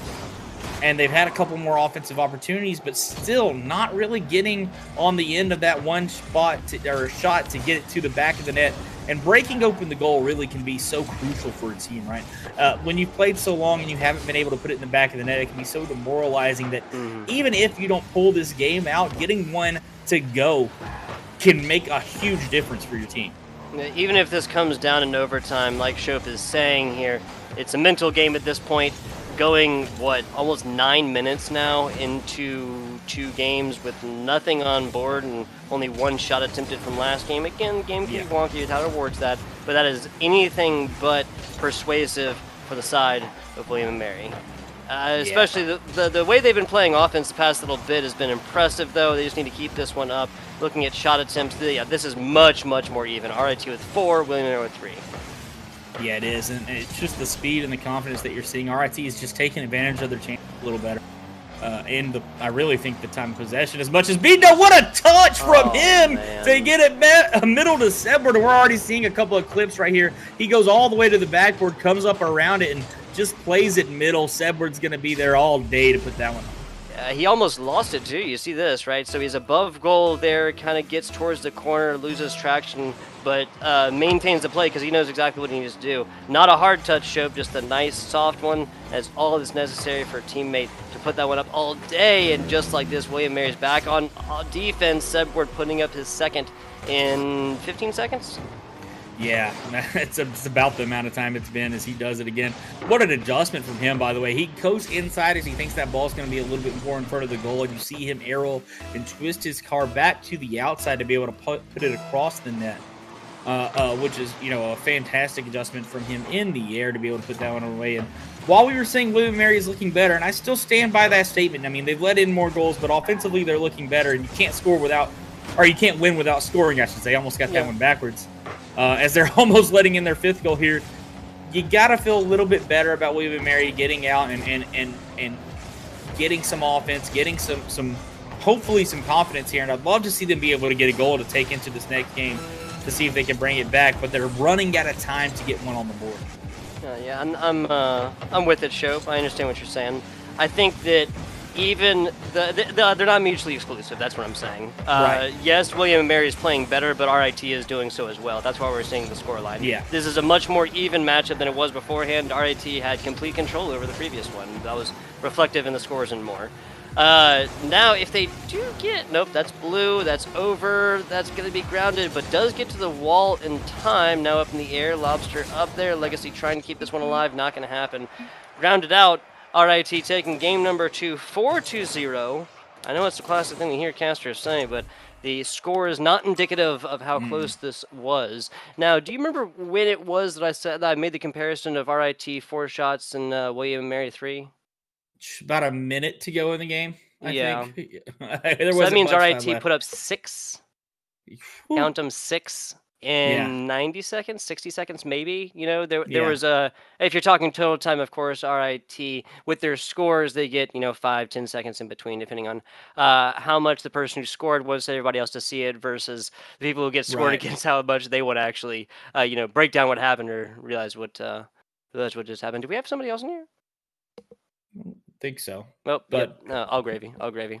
So good stuff. I mean, again, William and Mary looked stronger at the front end, like we were talking about. But yeah, I mean, RIT put it on at the end. I don't know how much of that was William and Mary giving up on the game after I think at least that 3rd goal went in.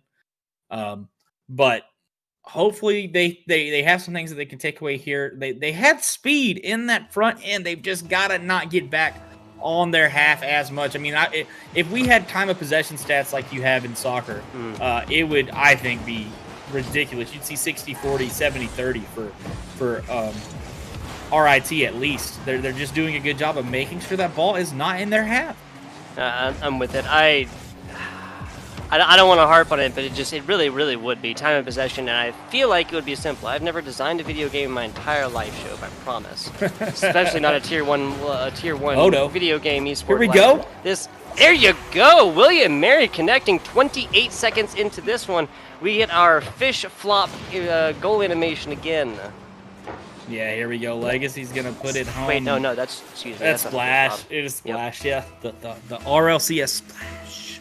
Boost or a goal explosion. But William and Mary, there you go, getting out of their half. They actually took the pressure of RIT and used it against them right there in a transition attempt. Ball out to Legacy, who's cheating up, and really that's the best way to deal with pressure. Is you got to show them that you can punish it on the back end if they're doing too much. Oh, that single goal might have actually made a bigger difference than can be stated. William Mary is playing against an RIT squad that almost looks scared right now. They just got the ball taken away from them very easy. Sebward just tapped this like he's trying to pick a daisy for a girl that he likes out in the field. What is going on here? That was not cornered out at all. No, he's not trying to get this one out at all. He's just kind of playing it tentatively to the next player. He's just playing it to the side. And again, right there, just kind of a do-nothing touch in the corner. RIT backing off a little bit, playing a little bit more scared, and William and Mary taking advantage of this field control now to be able to go back, get boost, and start another attack. Okay, I'm going to say this definitively. If we had a time of possession counter, it would be about 3 times different in games 1 and 2 up until about 90 seconds ago. That's how much we are into this game. William and Mary is playing like a new squad. They have the same players in, but you can only imagine the comms afterwards. RIT is playing like a team that is ahead by 1 and does not want to lose the lead. They really are, and they're down 1 right now. Right? Yeah, I mean, I know it's exactly. not a lot, and there's a lot of Rocket League left to be played, but you can feel kind of the let's not lose this rather than let's win this game. Yeah, exactly. And that mentality is never going to give you series. It might give you individual games, but if RIT gives up 1 right here, that's going to be momentum for the rest. I can guarantee you. Yeah, it is, and you're seeing the complacency come out with them, but hopefully here they're getting a little bit of momentum going. Sunblaze up to the top. He's not going to be able to follow it up, but this is looking a little bit more like those games 1 and 2s. We're seeing a lot more of the blue half here, but finally going to be cut out. But it's not threatening possession here from RIT for the most part. It's just inside that blue half. I wish we had enough time to interview, because I'm really curious as to what William and Mary said in the time between games 2 and 3 there. But maybe he has a mystery. Oh my God! Sunblaze coming down like a glowing ball of fire from the top, as his name would indicate, but gets blocked away there. Rock and hard play situation doesn't matter. Sunblaze is not going to be denied twice. Yeah, great stuff from him. He's able to rotate out. He doesn't hang around after the missed double tap. Gets back into position and is able to get this one home. And that's what you like to see. That's that pressure. That's that confidence from a team where you miss it. You don't mess around in their half and try to go for like a 50 or a bump or anything like that. You just get out of there, get back into position, and you hammer it home when you get your next chance. Yep. The big idea that Shope is getting at is just simply moving past mistakes. I would say casting and playing are the exact same. Like, they're just simply moving past mistakes when they don't matter. Sunblaze came there with all of the intensity of 1,000 suns. Doesn't matter. Got blocked away. GG, reset, go again. He does, and 6 seconds later he puts in a goal. The goal's a goal. It doesn't matter if it's flashy or ugly. First one was flashy. Not saying the second one was ugly, but still counts just the same.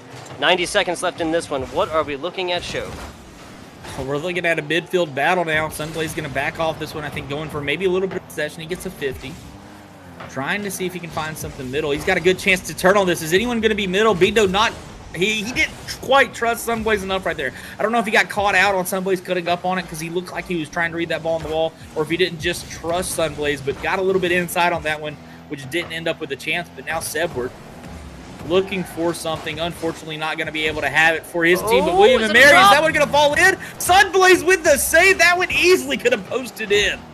Yeah, that was, left side post, maybe corner, but Sunblaze not willing to take the chance on that one. Gets it cornered out, gets it popped out, almost entirely cleared. It is only through the Herculean efforts of William and Mary that this ball is still on offense, still going up against Orange. Just like that, they are done with it. That's Sunblaze from the top again. Not going to matter so easily, not going to happen. Yeah, Bindo, he didn't get the jump he wanted on that one. Put that ball way too high for him to follow up, but Sunblaze will be there. Will the third man come in? No, great patience from Sebward right there. Not to challenge too early. It keeps this possession going. Sunblaze loses this 50, but Bindo back in position. You're loving to see it from this RIT squad, finally getting these rotations in proper positioning, recovering from it. Now a chance. Sunblaze, no, he plays it too wide. He was trying to control it too much, and that's a chance now for William and Mary, but it's going to be cut out the other way. I think this one is probably going to hit the ground here unless Sunblaze does some more dribbling magic, tries to into Legacy. Legacy, can he bring it back the other way? No, it's to the post. It's so close right there.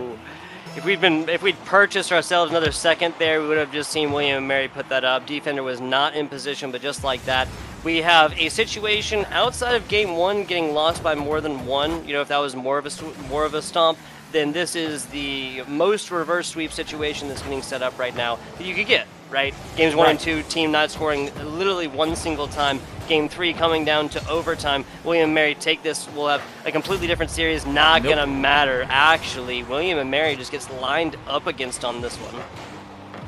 Yeah, great stuff right there as Bindo does get this one to the backboard and Sunblaze plays it up over the top. Finally, RIT gets the pressure and the presence and passing that they've had in the first couple of series and are able to bring that one home. So good stuff from them. I mean, and RIT right there, you love to see them come out of their own shell a little bit in that game 3 because they did get back up into it. They were a little bit defensively minded. They were passive. They were afraid that they were making the Mm-hmm. wrong touch instead of playing with their instincts. But towards the end of it, they brought it back to the style of play that really won them the series and won them games 1 and 2. Yeah, so there's a lot to be said for spending a minute or so, usually less than that, we'll be honest here. But spending a little bit of time kind of like regrouping even mid-game, playing a little bit of keep away. Again, that is usually done when you're ahead, not behind by a goal or two.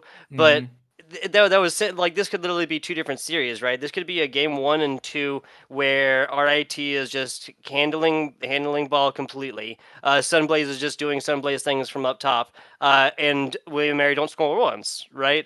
And then the second series is literally like this game 3. William Mary comes forth, takes advantage early, so goes up for the first time in the series, and then tied up really quick, or no, probably about 60 seconds afterwards, RIT, after they are like you said, there's no better way to say it, Wyatt, right? Brevity is the soul of wit. They were playing scared. RIT Right. woke up there, realized what they were doing, came back and took this one down. Game 3 situation in overtime as well. Yeah, great game 3 overtime situation. They didn't break. We saw that in the last series that you weren't here for, Tugboat, but with Connecticut, they lost the game 3 because they got a little bit passive. They got a little bit scared. They got a little shell shocked, and fortunately for RIT, they didn't have some of that same issues as Connecticut did. Now, Connecticut did come back and win it in game 4, but avoiding that situation is RIT, and it's really good stuff from them. But I think that's going to be it for us for just a minute. We're going to take a little bit of a break. I'm going to allow Poppy to come on, take my spot, so he'll be guiding you guys the rest of the way here with Tugboat, but we will catch you guys later.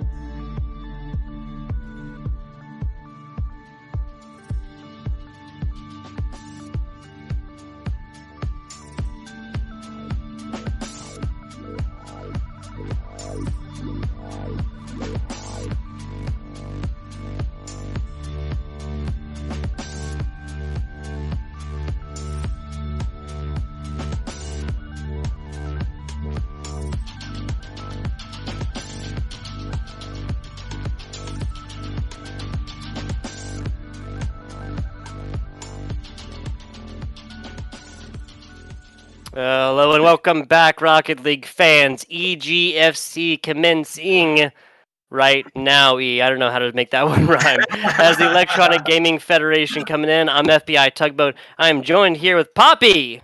Hello, And- Tug. Man, it is good to be back. It is good to Yes, be sir. back, man. Exactly. We worked together last week, so this is not our first cast, but I had a fantastic time last week and can only imagine there's more of that coming up here in Yes, this sir. matchup between St. John's and Georgetown. We want to give a shout out to Build right quick, producing away, making our jobs as casters just so much easier. Big build. There it is. There it is. So, where do you want to take the conversation first? Do you want to talk about this team matched up, or do you want to talk about what we've seen today so far on the EGF? Let's go ahead and just talk about this match. I know 2 weeks ago when we casted together, we saw Georgetown play. Neither of us got to see. Well, I didn't get this. Oh yeah, neither of us did because St. John's was playing on the other stream. Yes, sir. So I am. Whoops, not doing that. I am. Let's try to play here, guys. I'm anxious. Your whoops. I thought your name was Poppy. I know. Sorry, I actually joined. My bad. But anyways, I'm really excited because I got to see Georgetown play, and they kind of took a beating when we were here. So I'm hoping that they can put up a little bit of fight against St. John's. Yes, sir. I'll run through St. John's. Man, Poppy's got me on Georgetown. St. John's University on the left in the blue. Just in time. Yes, like the pound sounds. That is Glazed Donuts and Primal making up the St. John's University squad. That's right. In Georgetown, we got Kuko, number 2. We got Piv and Delirious Joker. Delirious Joker did not play when we casted 2 weeks ago. So I'm excited to see what he brings to the table. This is true. This is true. So far, what we've seen, Kuko, pretty standard, already coming in with a shot and a save, well-rounded player, but little bounce action here. Glazed Donuts does get to it. Oh, he's got that that boost stream behind him. I absolutely hate these. What you got to hit against the boost streams?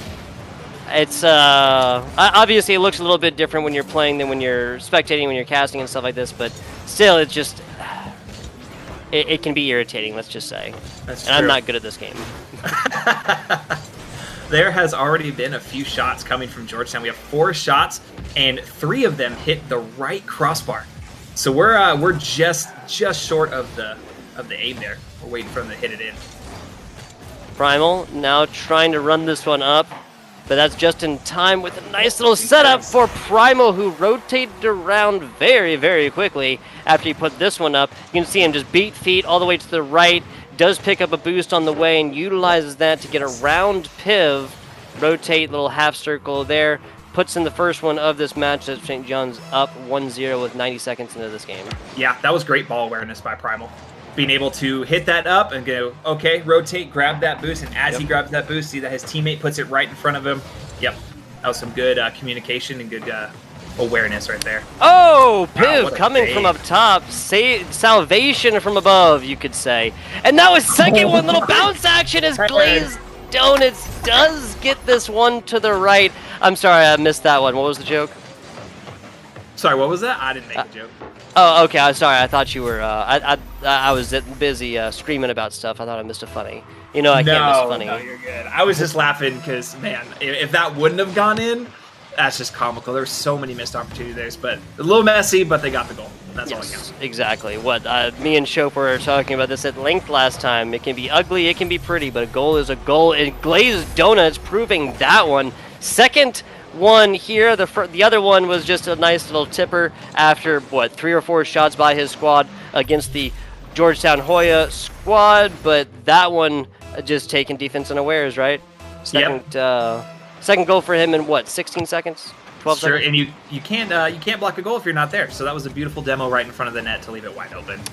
Yes, Mr. Miyagi once said that the best block is no be there, but that is not the case. That is not true for Rocket League in any way, shape, and form. That is the exact opposite thing of what you want to be there. You want to definitely be there, although what he was saying did not involve vehicular explosions and respawning 3 seconds later. So honestly, Tug, I've never heard you lie. So that is spot on. You can't block a ball if you're not there. There you go. I do not speak lies. There you go. Primal coming through. About halftime, 4th goal for St. John's. Tug, Man, St. John's is absolutely smothering Georgetown in their own zone. Georgetown has definitely got to recover a little bit during this break. Yep. The battle of John and George continues here. Is George a biblical name? George is not. Obviously, John is, but yes. Yeah, George St. George, St. George the Baptist. That didn't go, does it? Not really. No. Fun stuff. We're having fun here indeed. Piv with a nice clear on this one. The offense against St. John's that has not been very prevalent throughout this game hath been started. Just like that, though, possession retained. They take about a quarter second that they need to just kind of regroup on that touch boost and more. And just like that, that started. A good takeaway by Georgetown there about halfway through that play.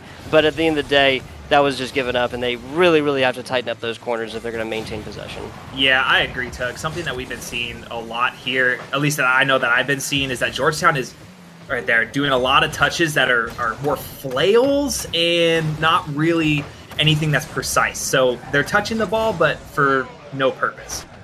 That's a fantastic point, honestly, Poppy. What we were literally just seeing right there is another example. Players that are boostless up in front of the goal, just tapping this with 30-kilometer-per-hour goals. Now, it doesn't always have to be fast and hard, but when you're that close and you have nothing, like you need it to go, and you need something, right? You need a redirect, you need to break some ankles, or you need to get a ball that is going very, very fast. Without one of these things really excelling, you're not reliably going to score on players of this caliber in Rocket League. Just like this, though, St. John's University on the defense. Nice clear as Kuko trying to cover this one up. Got the crown on board. We'll see if he proves himself royalty, though. He's trying to be the king of the field right now. Yes, sir. Create an opportunity for Georgetown. Nice clear again. And this is just, Hoya has good clears, but what do they do with it? What do they do with it, Poppy? An opportunity. Oh, see right there. That was a perfect opportunity. He had an opportunity to, maybe keep the ball just a little bit more, but instead he gave away possession, and now we have St. John's on another attack. Yep. And just like that, I do believe the, sand through the hourglass, the time slipping away from Georgetown. 2 seconds, even if we end this one, the only difference would be, 5-0 or 4-1. That is beautiful, but not going to matter. That would have been a fifth, count them 5, goals for St. John's, as it was 4-0. Goes for our game number 1, and this one looking a little bit indicative of our last game. There was 2 different goals. Yeah, so that was RIT and William and Mary, where William and Mary didn't put up a goal between games 1 and 2. I would be very surprised if we see a Georgetown University squad, that's the Hoyas and the Orange, who play a whole other game without putting up a single score. I'd be very, very surprised, Poppy.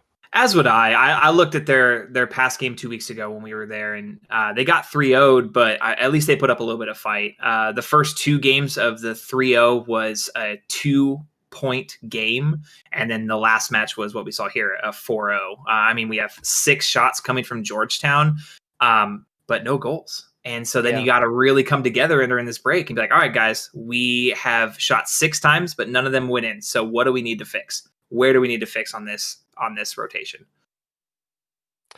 Yeah, if that's looking for answers, honestly, it's kind of hard to put a finger on it for Georgetown, right?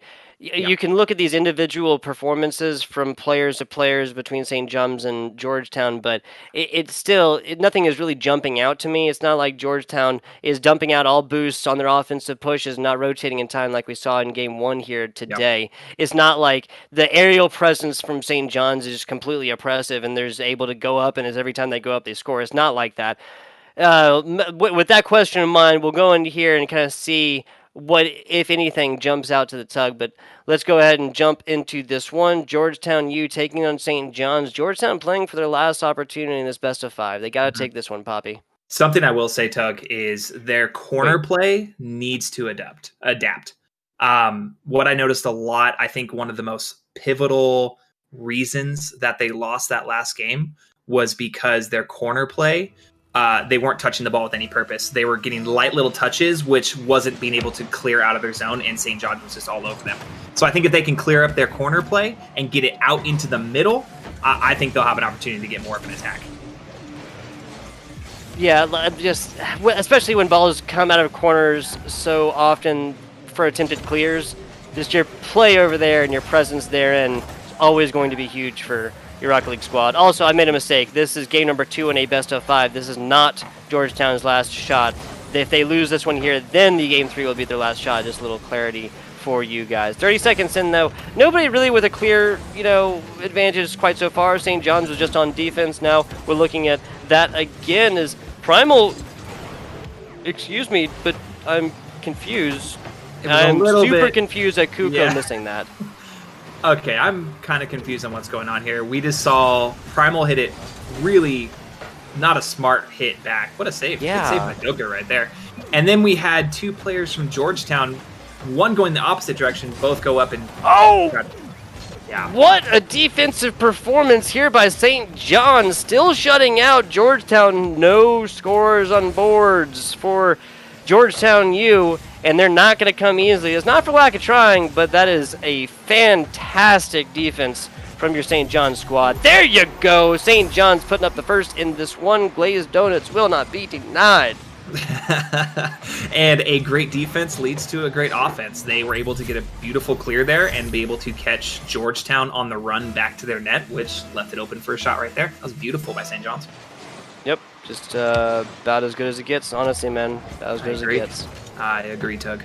90 seconds into this one. Corner play looking markedly different from your St. John's University squad to Georgetown. Just like this, Kuko keeping this one alive, centered out. Piv is there, but Piv gets blocked by, who was that? I think it was just in time. I'm not sure. Yeah, I think he's going coast to coast. So yep. I kind of wish that they would have slowed it down on that attack. I feel like if they would have slowed down and controlled the ball a little bit, it would have been a little bit better of an opportunity. So, but at least they had a striking opportunity, which is a lot more than they had last game. So. Oh, I slow it down a little bit, and they would have had an opportunity to come back on the rebound as well. We still might be watching a St. John's defense, but as it is, theory crafting at its worst, my friend. Primal over to the middle. Piv not going to be recreating his performance a minute ago. Gets all over on top of this, and nice clear off to the corner. Now his teammates are able to take advantage of this. No, not teammates. That's Piv. He's getting everything done himself as he was rounding around. This is a perfect setup, but Glazed Donuts gets up and closed on that one. No centered play for you, my friend. Now a nice little middle action. Everybody shoots up for this one. You just watch about 180 boosts burn between 4 different players to try and get there. Yep, Piv definitely made the St. John's defense nervous on that one. That was a great setup, but St. John's holding on that defense. That was really good. Oh, nope, that one's not going to be on angle. Just in time getting there. Glazed Donuts gets up for the second one, but even though Georgetown wasn't exactly ready to defend that one away, they just kind of happened to be right place, right time. So as it is, this one continues on. A little bit of luck goes Georgetown's way. Georgetown is getting so close, Tug, to putting that ball in the net. They are getting so close. There's so many opportunities, but St. John is just there to answer every single time. Man. Georgetown really is making some good adjustments here. They really are. But St. John is just there. They're adapting very quickly. And I think... I don't know. Georgetown's got to step up just a little bit more. I just want to see a little bit more. Yeah. Continue the amount, quality, quantity, right? That's the argument here. Continue the amount of offensive pushes, but literally just invest. I would honestly say the difference here is like 1.5 seconds. A couple times he's gotten almost like too excited up top and really push at these before everybody's set up, but not this time. Oh, I thought that had the true angle. No, the side post being the 4th player for your St. John's University squad. See, you were just talking about it, Tug, and right. Ooh, what a save. What a save, Joker. Keeping them in this game with less than a minute left. Oh, man. Let's continue with this because they're on something. They got some, what's the word I'm looking for, Tug? I just went blank. Some gumption. Some confidence. Confidence, there it is. There you go. They got some confidence in their stride right now, so let's see if they can jump on it. Well, pep in their step, yes sir. 35 seconds to go. St. John's University up by 1, but a lead of 1 is no lead indeed in Rocket League. 30 seconds, just in time down. Kuko over the corner. Kuko past Justin. That's a solid little setup. Piv flipping around, but actually ends up as a Glazed Donuts touch, and just like that, Glazed Donuts teammate is able to take this one out. The offensive pressure continued from St. John's. Just in time with another high ball on this one. It was a fast one too, and he kind of pays the price for that one not being on board. This is still a situation where Georgetown can tie this up just as long as ball is not stopped. This is a limbo situation. Do not let this ball touch the ground. Glazed Donuts gets a nice touch off the side here, and this one, except for like scoreline wise, is exactly indicative of our previous game, except the games are flipped, right? Yes. Game 1 then was a 1-0. Game 2 was a 4-1. Yeah. Or was it 4-0, excuse me, for RIT. Now, what we saw last matchup was that Game 3 was completely different, and the losing team came back up and sent this to overtime with some very, very impressive plays, just high-flying antics left and right, and really, really showed up for a game number 3. The first 2 games were stomps. The third one was anything but. It was incredibly close, and the winning team just happened to take it out, 90 seconds into overtime. That's possibly what we're approaching right now. Possibly, Tug. And Georgetown did put a better performance on that one, but we're still looking at those stats. That's 7 shots and 0 goals. They have to find some way to just as simple as shoot straight, I guess. Like, there's so many times where if they would have just put a little bit more on it, it would have had enough to get past the defense. There was so much that it rolled past where it would have gone in, but since it was rolling at a slow rate, St. John's defense had enough time just to jump right into it. I hear you. Georgetown is right on the fence. They could potentially win this one and make it more of a series, but they really just got to run with what they had that last game. Yeah, if the reverse sweep is going to happen, it's going to have to start right here. Otherwise, this will be ending in a 3-0 here for St. John's. Georgetown has the hot dog, has the bun. They just need a little bit of mustard. Unless they're not fans of mustard, then we can go with I hate mustard too. It's just okay.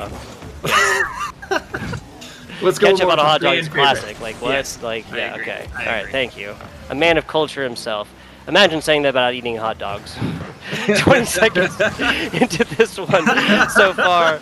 It's recorded over just in time, and the rest of blue trying to get out, and that's a very, very dangerous pass, an incredibly dangerous pass. You put the Hoya a little bit closer. You put Georgetown 10% closer to this one, and we'd be watching a very, very early goal for them. Yeah, I agree, Tug, and I'm glad that we're seeing exactly what I said we need to see. They are riding on that momentum. That's the word I was looking for, was momentum. They're riding on that momentum from last game. Their attack is a lot cleaner. They're playing with more aggression, but not sloppy aggression, which can be very dangerous. Buko passed the middle after doing everything himself. A bouncer up and down. They thought it was in, and then it gets abandoned. That's Delirious, who tried to put a damper on that. Nice shot in, and that's not going to be blockable. Just in time. Was not able to flip backwards for this one. Even if he had, I'm not sure if it would have mattered given how his car was positioned. Tried to get over the back of that one, but a very straight shot after a very solid pass for the side of Georgetown. Again, if this is going to be a reverse sweep situation, it's going to start right here. Yes, sir. And with that, man, I thought Piv was going to bang that one in on that first shot because that was a fast shot, but good for Kuko, staying in the zone and just keeping that attack going. Man, this could be a game changer right here. Another solid shot in. Glazed Donuts not going to let that one sneak past. Now Primal over the side. This is offensive push here for the St. John's boys, and doesn't matter. Just in time. Now slamming that one in to tie this one up 90 seconds in. Yeah, something that hurt them on that right there was Delirious Joker missed that corner boost, so he was very low. If he would have hit that 100 boost, he would have had plenty of time to be able to get up and make that save. So it's just an awkward situation. It sucks, but they're still in this. They can still come back and make this a much more of a series than it is right now. Piv looking a little like Kuko and doing everything himself. Hit off to the other corner. Kuko responding, Kuko receiving, but just in time with a takeaway. Now that's decently centered out, but Piv meets, I think that was Glazed Donut up in the middle, 50-50, nobody taking advantage from that one. Primal now over to the middle to pass on. This is the Hoya, Georgetown is taking possession as Piv tries to get something down. That was a solid first shot against Kuko, but just a little bit too high. Follow up. There it is. There you go. Delirious Joker looking anything but funny. The second one, putting this one in. He might be laughing a little bit, though, as Georgetown takes the lead again for the second time in this series. Yes, that was a little aggressive because they left no one back, but it was a beautiful aggression where they were able to grab that defensive mistake and put it into a goal. So beautiful, beautiful. Georgetown is really, really playing well this game. Really, really are. Again, just a different setup. And a third one is Kuko joining the ranks here. Wants to... Wait, no, that's a second, right? That's a second. Yeah, that's Kuko's second. Sorry, I thought that was Delirious Joker, Piv, and Kuko now with the score on this one. But yes, this game looking anything but. We were denied a Game 4 and Game 5 situation last matchup on stream. That's where this one's heading so far. Yep. And something we want to take into account as well is Piv's stat line right now. He only has 2 shots. So he has 52 points. But don't let that deter you. He has been setting up so much for his teammates.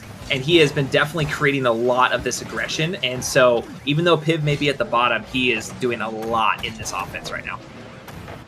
Yeah, really, I would go so far as to say is more than his share. Really has been showing up, hands down the most improved player from Game 1 now to this current second. So, Kuko with a nice shot, forcing the hand of St. John's. Now to the corner, still with the possession is Georgetown. Primal hits to his back side, but that's not going to do anything but take a couple of his... but take himself and a teammate out of commission for a second. So that was a very, very dangerous shot. And just like that, Georgetown... Okay, until a very, very clean clear by Primal there, Georgetown was in solid position to score up. Not a good miss right there by Georgetown, but they are definitely playing very aggressive, which I think is catching St. John off guard, where if you notice, while St. John is in the defensive zone, they're playing scared. And they're not making precise touches like they were in Game 1 and 2. And so Georgetown has definitely improved, and they're putting St. John up for a fight. Really, Tale of George and John. There you go. Yes, sir. I think that's what we'll call this one so far. Glazed Donuts getting a nice little touch against this one. That would have gone in, and it's almost counterintuitive to hit it, that way, but it was just more of a redirect. Some of these higher level players are going to get in. Attempted pinch, I think? I think there's more of a little bit of a miscommunication there. So definitely Piv had the clear, or Kuko had the clear on that one. And just a little bit of a miscommunication, so. Absolutely. And end of the day, things like that are just going to kind of happen. I was willing to give him the pinch attempt, but that would have, you would have had to have a much better clear for that not to have happened, right? Yes. Say what you want about Hoya, the Georgetown squad playing a lot better in Game 3. St. John's University has not really lost their luster. They're still coordinating on these very well. Yes, there's definitely been individual situations of playing scared, but I think they have those goggles back on. Yes, yeah, I agree. So they're starting to get their composure back, which is dangerous for Georgetown, because if they slip up in the defensive zone, St. John's going to run away with this in 3-0. So Georgetown just dedicated 2 players to go for the bumps and attempted demolitions, and because of that, there was an open net situation. That was just a St. John's University squad that very, very uncharacteristically was not able to make that. Everybody's screaming in from this one. Oh man, all 3 blue players there, but now that grounded out. Georgetown taking this one 3-1. Here we go, Tug. We have a series now. It's no longer sir. 3-0 stat line. We are about to see a Game 4. Can we see, Tug, a reverse sweep by Georgetown? Can we see it? It is certainly possible, and if you... Oh, 3-2, excuse me, not 3-1. It is certainly possible if you see a Georgetown squad come out in the first 60 seconds playing like they just were, then that's going to set the pace. That's going to get the momentum going for their squad.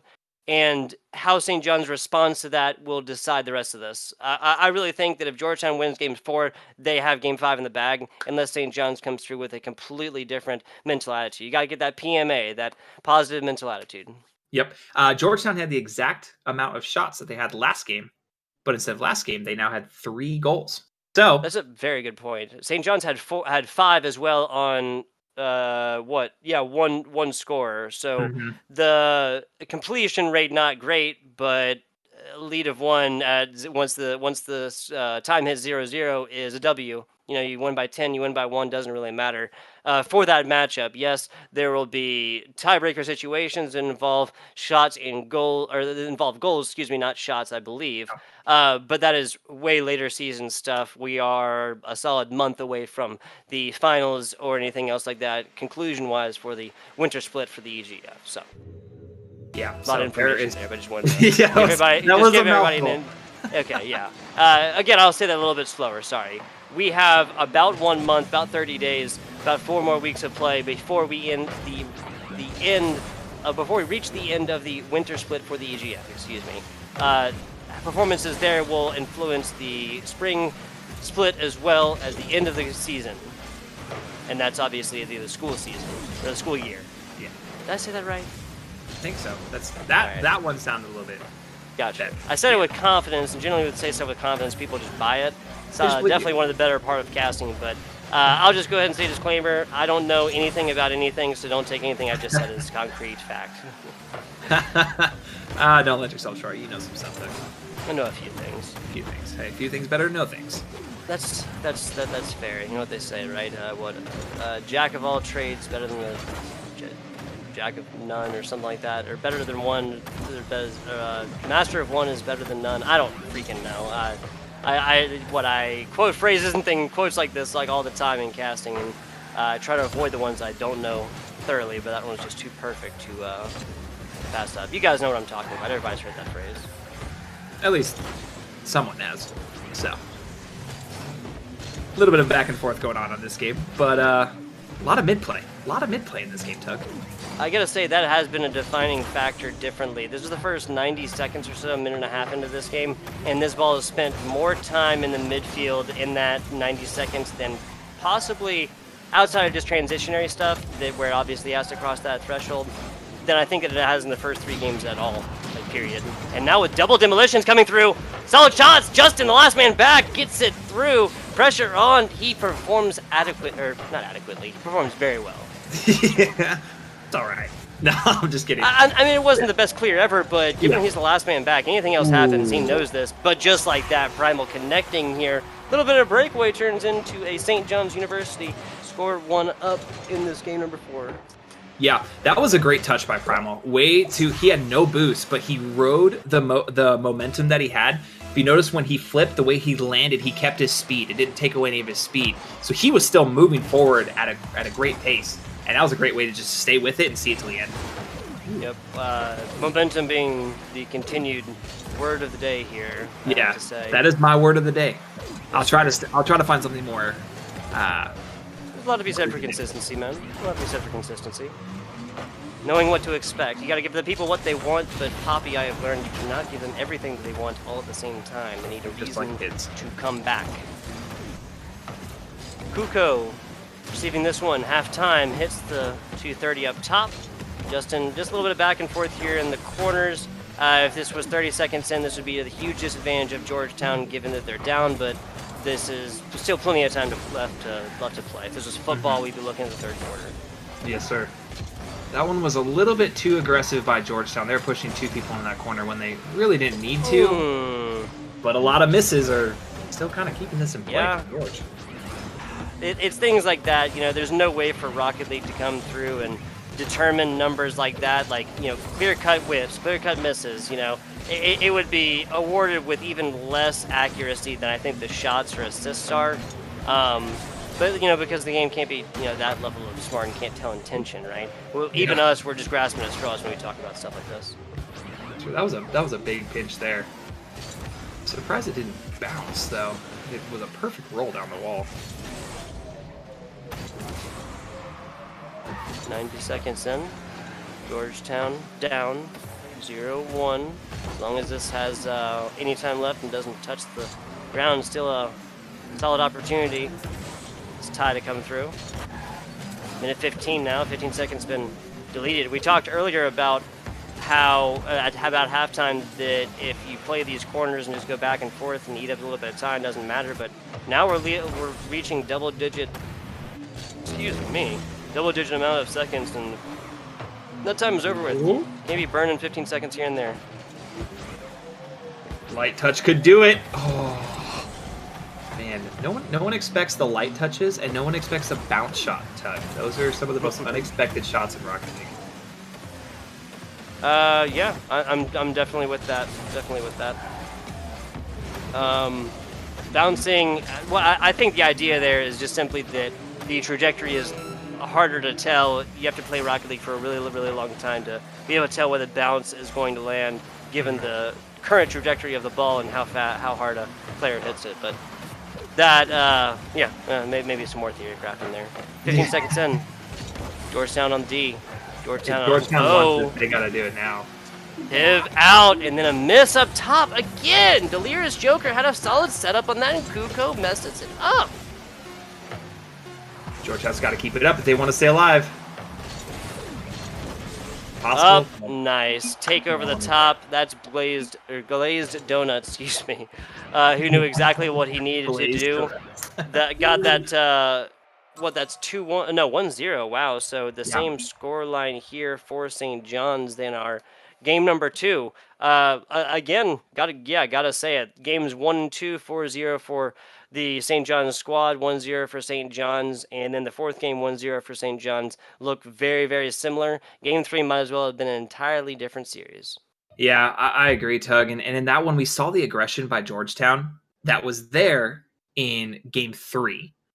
But what we didn't see from Georgetown in that game 4 was the fact that the precision in their shots and the clarity in their rotation just wasn't there. They went back to more of the ways of game 2, where they were starting to get aggressive, but they were still a little sloppy in their transitions. So it's sad to see, but hey, I mean, at least it was a 3-1 and not a 3-0. So Georgetown can take that. Yeah, exactly. Yeah, it's at least something to take home to mom on this one. It wasn't a total stomp, and I mean, I always say, if you take an L and you don't learn anything from that loss, then you have just effectively lost twice. But yeah, any other mentions here before we go to a very short break and start our next matchup, which I believe might be the last matchup here for the main channel EGF Rocket League. I think we have 2 more, right? St. John's. Yeah, we have U of D against U of North Dakota, and then Hofstra University. Did I say that right? Yeah, Hofstra versus University of Colorado. So gotcha. That's we'll coming up. The first of those coming up through here in just a minute. Do not tune away. With me and Poppy and Bill will be back with you guys in just a little bit.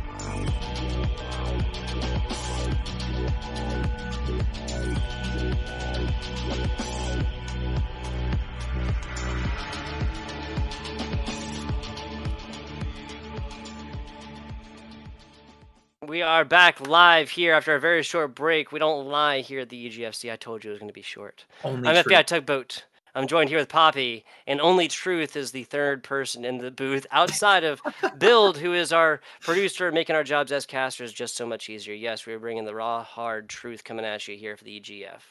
Yes, sir. Yes, sir. I am excited for this match, Tug. I really am. I haven't seen North Dakota play.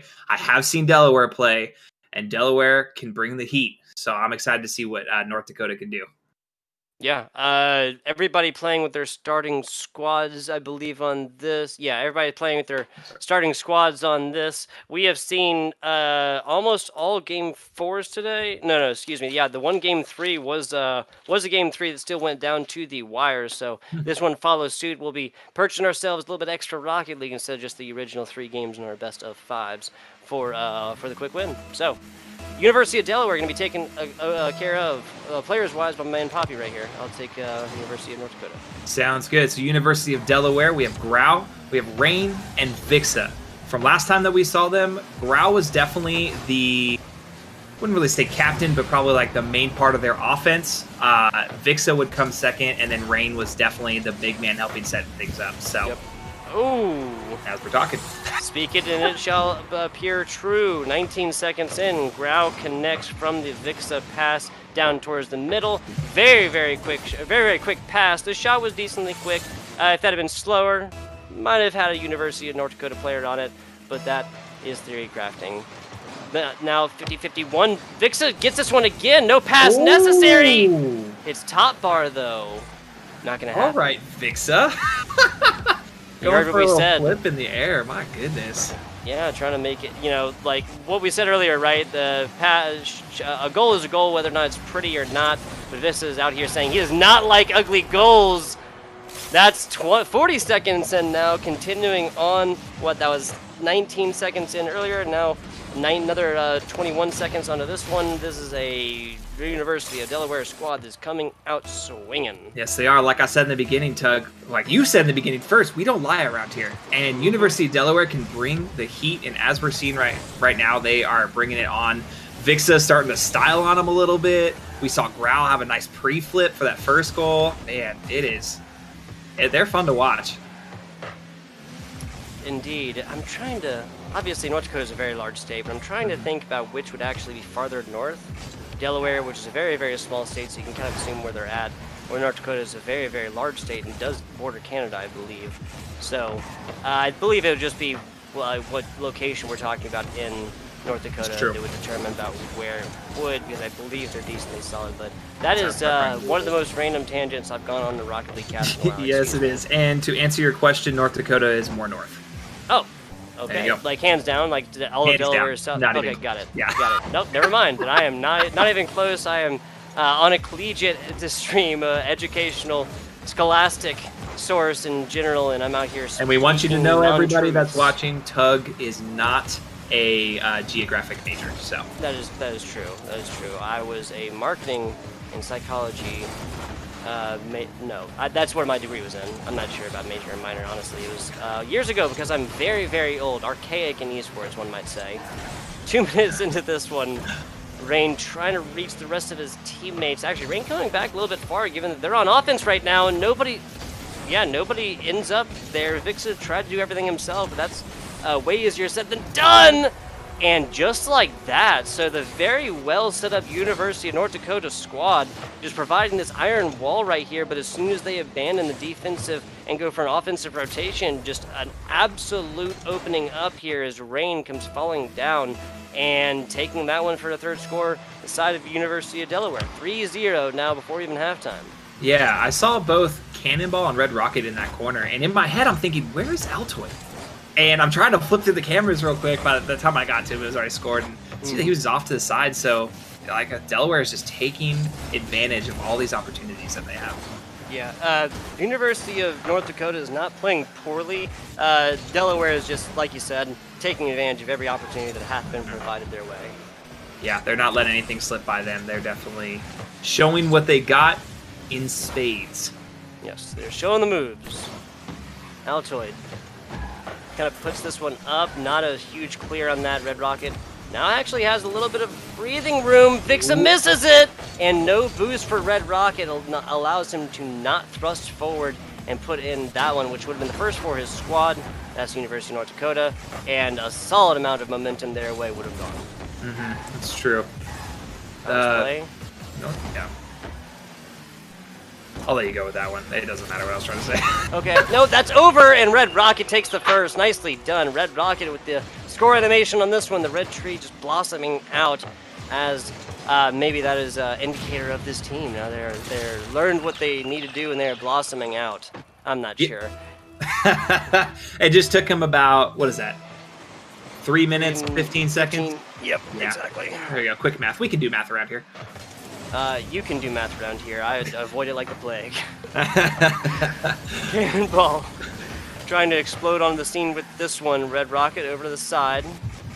Grau is continuing on with this University of Delaware push. Vixa takes this as Red Rocket's out of position now. Coming back. That's got a good angle, but Altoid reads it perfectly, meets it in the middle, and redirects all day. Vixa's going to put this up. Grau's not down bottom because he flips out for no reason. Okay. Cornered out. Grau gets to that one perfectly. And now that's another. Nope. Angle is not true. Cannonball realizes that and does not waste everything in to get into that one. That's good vision there. That is good vision to not waste your boost to be able to have enough for defense. That would have been one heck of a redirect, though. I'll tell you that, Tug. About as far as it would have gotten, right? We're looking at. It was coming decently from the side of this goal, so yeah, unless it came from the top, that's about as far as you're literally going to get here in this this matchup. Champions Field is where it goes down, where boys become men, men become boys. Then your name gets put on the side.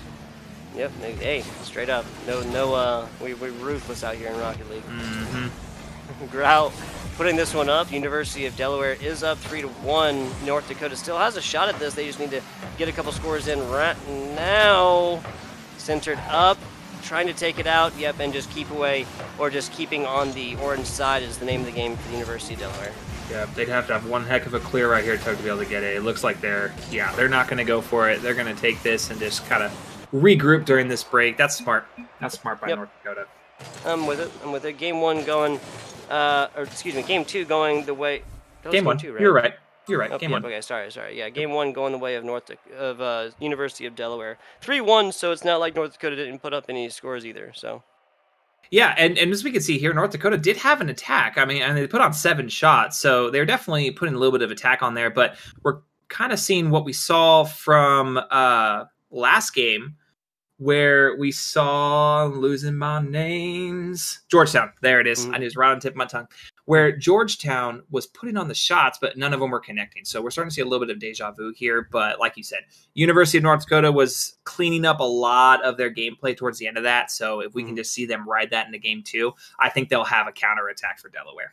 Yeah, just cleaning that up a little bit. So I think the Georgetown University, after examining that one a little bit, there were a little bit of it was boost management, a little bit ergo from boost management is the rotations, right? Getting from offense to defense or from defense to offense quickly, and that is a huge part of boost management. You need to have some for both sides. There was one instance we really praised that for the side of Delaware, as a player came in, did not use everything that they had in the tank to get to a ball that was very, very obviously not on their side. And now the question for me goes, North Dakota, what did they need to do to flip this around? 3-1's not oppressive, but they really did not seem like they could have gotten as much done on offense than their opponents did, straight up. Yeah, I agree. And we're just seeing a lot of that Delaware explosiveness in the offensive zone that leaves defenses, I'm sorry to say, but defenseless. Like they don't really know what to do, and they're kind of running around scared, trying to just pick up the pieces as they go. So North Dakota just needs to find a solid defensive counterattack for Delaware and then be able to just go with it. I think we could see much more of a performance in game 2. Yeah, cleaning up the edges, kind of something I always say as well.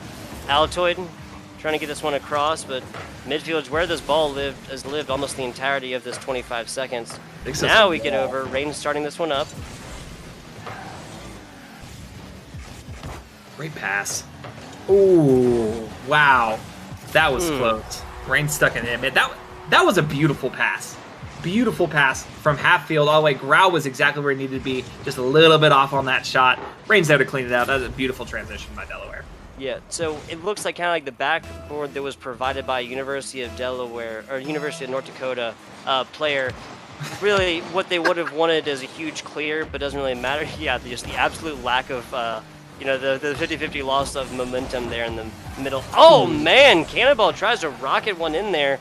But that's going to be Red Rocket for the second try. Altoid gets in there and gets a shot attempt in as well, but that's going to be a big clear and even a shot going towards the goal of the other side. Grau up top, Orange on defense.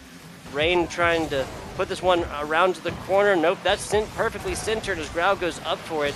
Meeting him there is Red Rocket up in the sky, where a rocket belongs, and a very solid defensive performance. A very solid defensive performance and a clear out. This is Orange. Cannonball trying to come in. Not going to happen. Vixa sends him flying. Okay, so we see right there Altoid just throwing it back to his zone. It's working out for them so far, but that could be really risky, especially with how fast Delaware is. They could have seen that clear, and if any of them have north of 70 boost, they could have shot all the way down and easily scored that. So risky, but it looks like it paid off. Yeah, it's just one of those things at the end of the day, it's a gamble, and when you gamble those enough, like you said, it's almost guaranteed if a player has something more than 70. The phrase you used was north of, and I do really like that. Yeah. And when just going back to my point, sorry. When you take these opportunities multiple times, if you shake that up, eventually you're going to lose because you can't always manage boost track boost from your enemies. That's what I'm trying to say. Yeah, there's no display that shows you how much they have. You definitely have to kind of have a third eye looking around the field to see what they've picked up.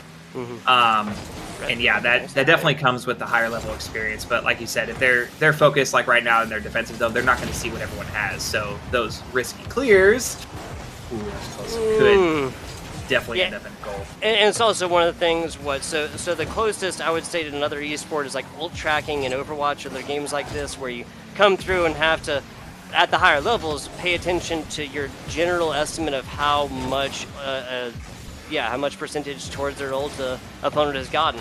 That's very similar to Rocket League, but the thing is you can't communicate it because by the time you communicated it, chances are it'll change, right? Grau just went from 70 to 0 in about a second, and that's simply not worth communicating even with your fast-talking Rocket League players.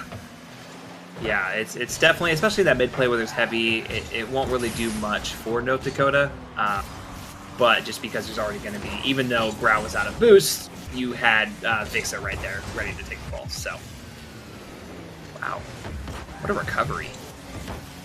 Yeah, Blue is actually looking a little sloppy on those. Like they just did everything to try and keep this play alive. Grau is thankfully back, but now Grau is deleted from this one for the time being. Rain takes his revenge against University of North Dakota with the demolition of his own. 1-0, no huge blowouts on this one. No huge blowouts at all. Red Rocket really tried to go for a big pinch off his back wall right there. Didn't quite work out, but looks like we might have potentially a little attack going on. Grau said no. Sir, Grau said no. That's Rain trying to come in on that. Vixa there, and Vixa puts up a second, so victory for the side of North Dakota, just getting a little bit farther away. Yeah, just a little. Delaware is keeping that distance. Tug, I don't want to sound like a Delaware fanboy, but Grau's mid play, his presence in the mid is very, very good. He is very aware of where his teammates are, as well as the opposite team, and he's been putting the ball in places that, like, really, exactly where they need to be. Precise enough where his teammates can get there, and they're out of the reach of the defense. When it comes to passing and getting balls where they need to be, Grau just really does excel, especially in that midfield, like you were saying. With the awareness of simply knowing where his teammates are, right? It's not just putting it where your teammates are, it's putting it where your opponents are not. Grau with a long one! Man, oh man, Altoid just absolutely earning the paycheck on this one. As we see a triple miss. What? Two members from the side of University of Delaware, and then a University of North Dakota squad to add on top. Honestly, the third one is more reasonable than the first two, right? Yeah, because we had one defensive player going for the ball, but two offensive players, and all three missed. And so You're like, okay, well, that definitely should have been an offensive opportunity, but Just like that, though. 5 for 1, maybe? Fixes. A loss of 2-1 is better than a loss of 2-0, but it's still an L. Yep, so University of Delaware taking game number 2. At the same score difference, though, by 2. Game 1 was a 3-1, game 2 being the 2-0 side of Delaware again. So University of North Dakota failing to put up a goal in game number 2. Yeah, we didn't see much defense from Delaware because we didn't really need to. Delaware's offensive presence was just overwhelming, Tug. And so it's North Dakota's really going to have to take this break. And they were looking, I will say, they were looking really good in that first half of that game. It was very close. Everyone was looking really well. Delaware was looking sloppy, and it seemed that North Dakota was catching that counter. But then all Delaware had to do was get that one goal and a little bit more momentum their way, and it was over. Yeah, I mean, and these were 2 goals that didn't happen, back to back or anything else like this. There was nothing that really stood out. The University of North Dakota was doing incorrectly and got, taken advantage of in the same 30-second window or anything else like this. So University of Delaware scored, I think, the first 60 seconds and like the last 60 seconds or something like this. So a lot of time in between those, a lot of time between games, and now we're reaching a point where North Dakota has spent more than 5 minutes now without a score of their own, given that their only one so far was in game number 1, and it was not a buzzer beater. It was not at the very end. So game 3, this is North Dakota's last chance. This is their last chance. They are the final straw. Let's see if they can do it, Tug. I will say that North Dakota, if they are wanting any chance in this series, they need to put more pressure on Grau. They need to either take him completely out of the play by demo or bump, or just make him do touches that don't really do anything for his team. Yeah, if you shift the priority to dealing with Grau, especially if that shift forces a more defensive play from him, I really do think that you could see this going the other way. Not that Grau's a bad defensive player whatsoever, but you line up enough of these opportunities for University of North Dakota, they will rocket them in probably half the time, something like this. As it is, Grau's been taking away from them and just, playing defensively by taking away their opportunities, really. Yeah. And there it is. His mid-play is just keeping the offense... Oh, my goodness. Vixa is a bad man. Yeah, he is a bad man. I think he kind of stole that from Grau a little bit. Grau tried to get that back, but with enough pressure, 2 guys coming in from both sides, that was the right play by Vixa.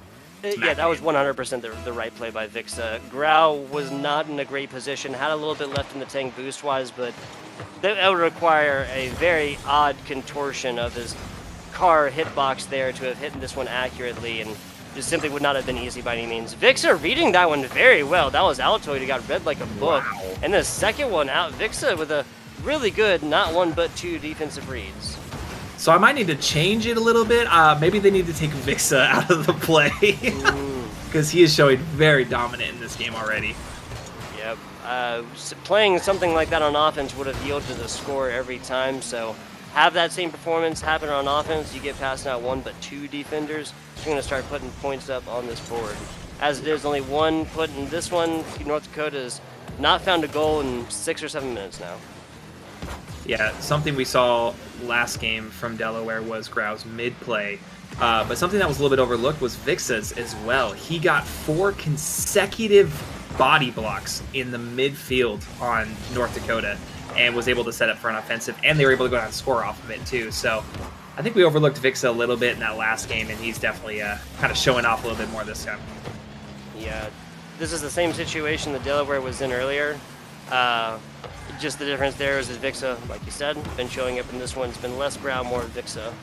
Takeaway here, Cannonball just a little bit too high, a little bit lower. Might have yielded a score given that University of Delaware players were not fully set up, but a lot of back and forth here in this midfield. Again, spending a whole lot of time there. Vixa back, Grau in. What's up? I was going to say, we're seeing a lot of ping pong there, and we're seeing a lot of double commits on the defense by North Dakota. So definitely Delaware probably could have taken a little bit more aggression on that one with all the double commits, but... Look, Altoid's like all the way back on this. Like, I understand not wanting to get it taken away and having a man back, but then they don't even have a man back when it matters. Man, oh man. Altoid just spent the last 15 seconds back when his team is on offensive push just to get just to have Grau take it over the top of him. Yeah, that was a good observation, Tug. Altoid being that far back. Yeah, there's a part of the third man needing to be a little bit back so they can retreat just in case. But that was too far back where, especially in this higher end, when you're too far back, it actually gives the offense more time to create something. And so that was a good observation because Altoid was definitely way out of position on that. Yeah, like didn't have anything done in the offensive. Then when it comes time to do defensive things, he plays a play up, kind of sort of tries to cheat up behind his teammate there, but his teammates are trying to rotate back, and Grau just took it to him. As it is, it looks like Delaware has found their niche here. They have kept North Dakota from scoring in 8 minutes now, I think, and now up 3-0.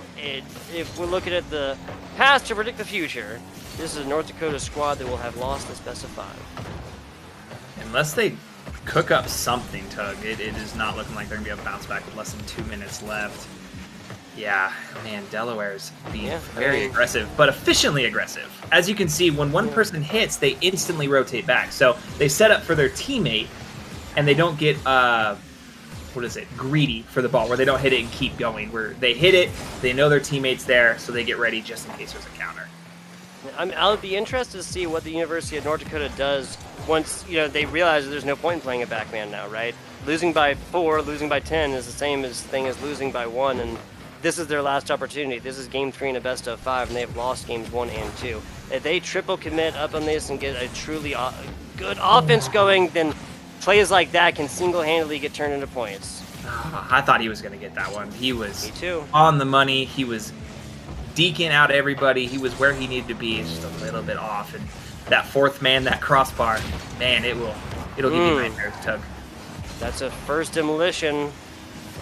As it is, Blue spins this one up to the top, gets a little bit of time, and now the respawns are there, and Grau is just gifted an easy one in the middle. Yeah, you made a good observation earlier about the score line, where we are not seeing enough aggression for these people that they're in a do-or-die situation. Where they lose, they're out, they're down by 3. Y'all gotta commit. Yeah, even if that Grau play had just come off the back of an incredibly offensive North Dakota squad, then I wouldn't be downing it whatsoever. As it is, the man back has just been poorly placed, poorly timed, and then there's just been performance-wise nothing that they could do against the likes of Grau, straight up. You were mentioning earlier the offensive pressure of this player, and that has been holding true, singing true in this matchup so far. 22 seconds left. And with Grau playing the way that he's playing, it definitely gives a hype train to Delaware, where with him playing well, it just raises the morale of Vixa and Rain, where they're able to play at the best, and it kind of just creates one big monster. And that monster's hard to play. University of North Dakota at least got one up in this. They did not get completely shut out, even if it downs here and we don't see anything else. A decent little setup. Rounded round, touches the bottom. University of Delaware takes this one 4-2-0. Their largest score difference so far. Games 1, 3-1, game 2, 2-0. So score difference of 2 through both games 1 and 2. Game 3, a little bit of a different situation. University of North Dakota not able to take that game, tie this up, push it to extra rounds. Man, and there was such a low score line from North Dakota. They could not answer anything of Delaware in that match. I mean, we had one save from Cannonball. It was just, you hate to see it. You really do, Tug, because I felt a little bit of a push coming from North Dakota in that second game.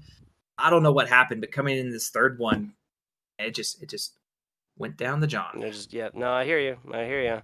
Opportunity came, opportunity went. That's just going to happen. That is not it, though. University of North Dakota will have at least one more opportunity to play against the University of Delaware, and we'll be starting up our last match of the cast, I believe, for today, our EGF Rocket League Wednesdays. Here in just a little bit, we'll be back with you guys after a very short break.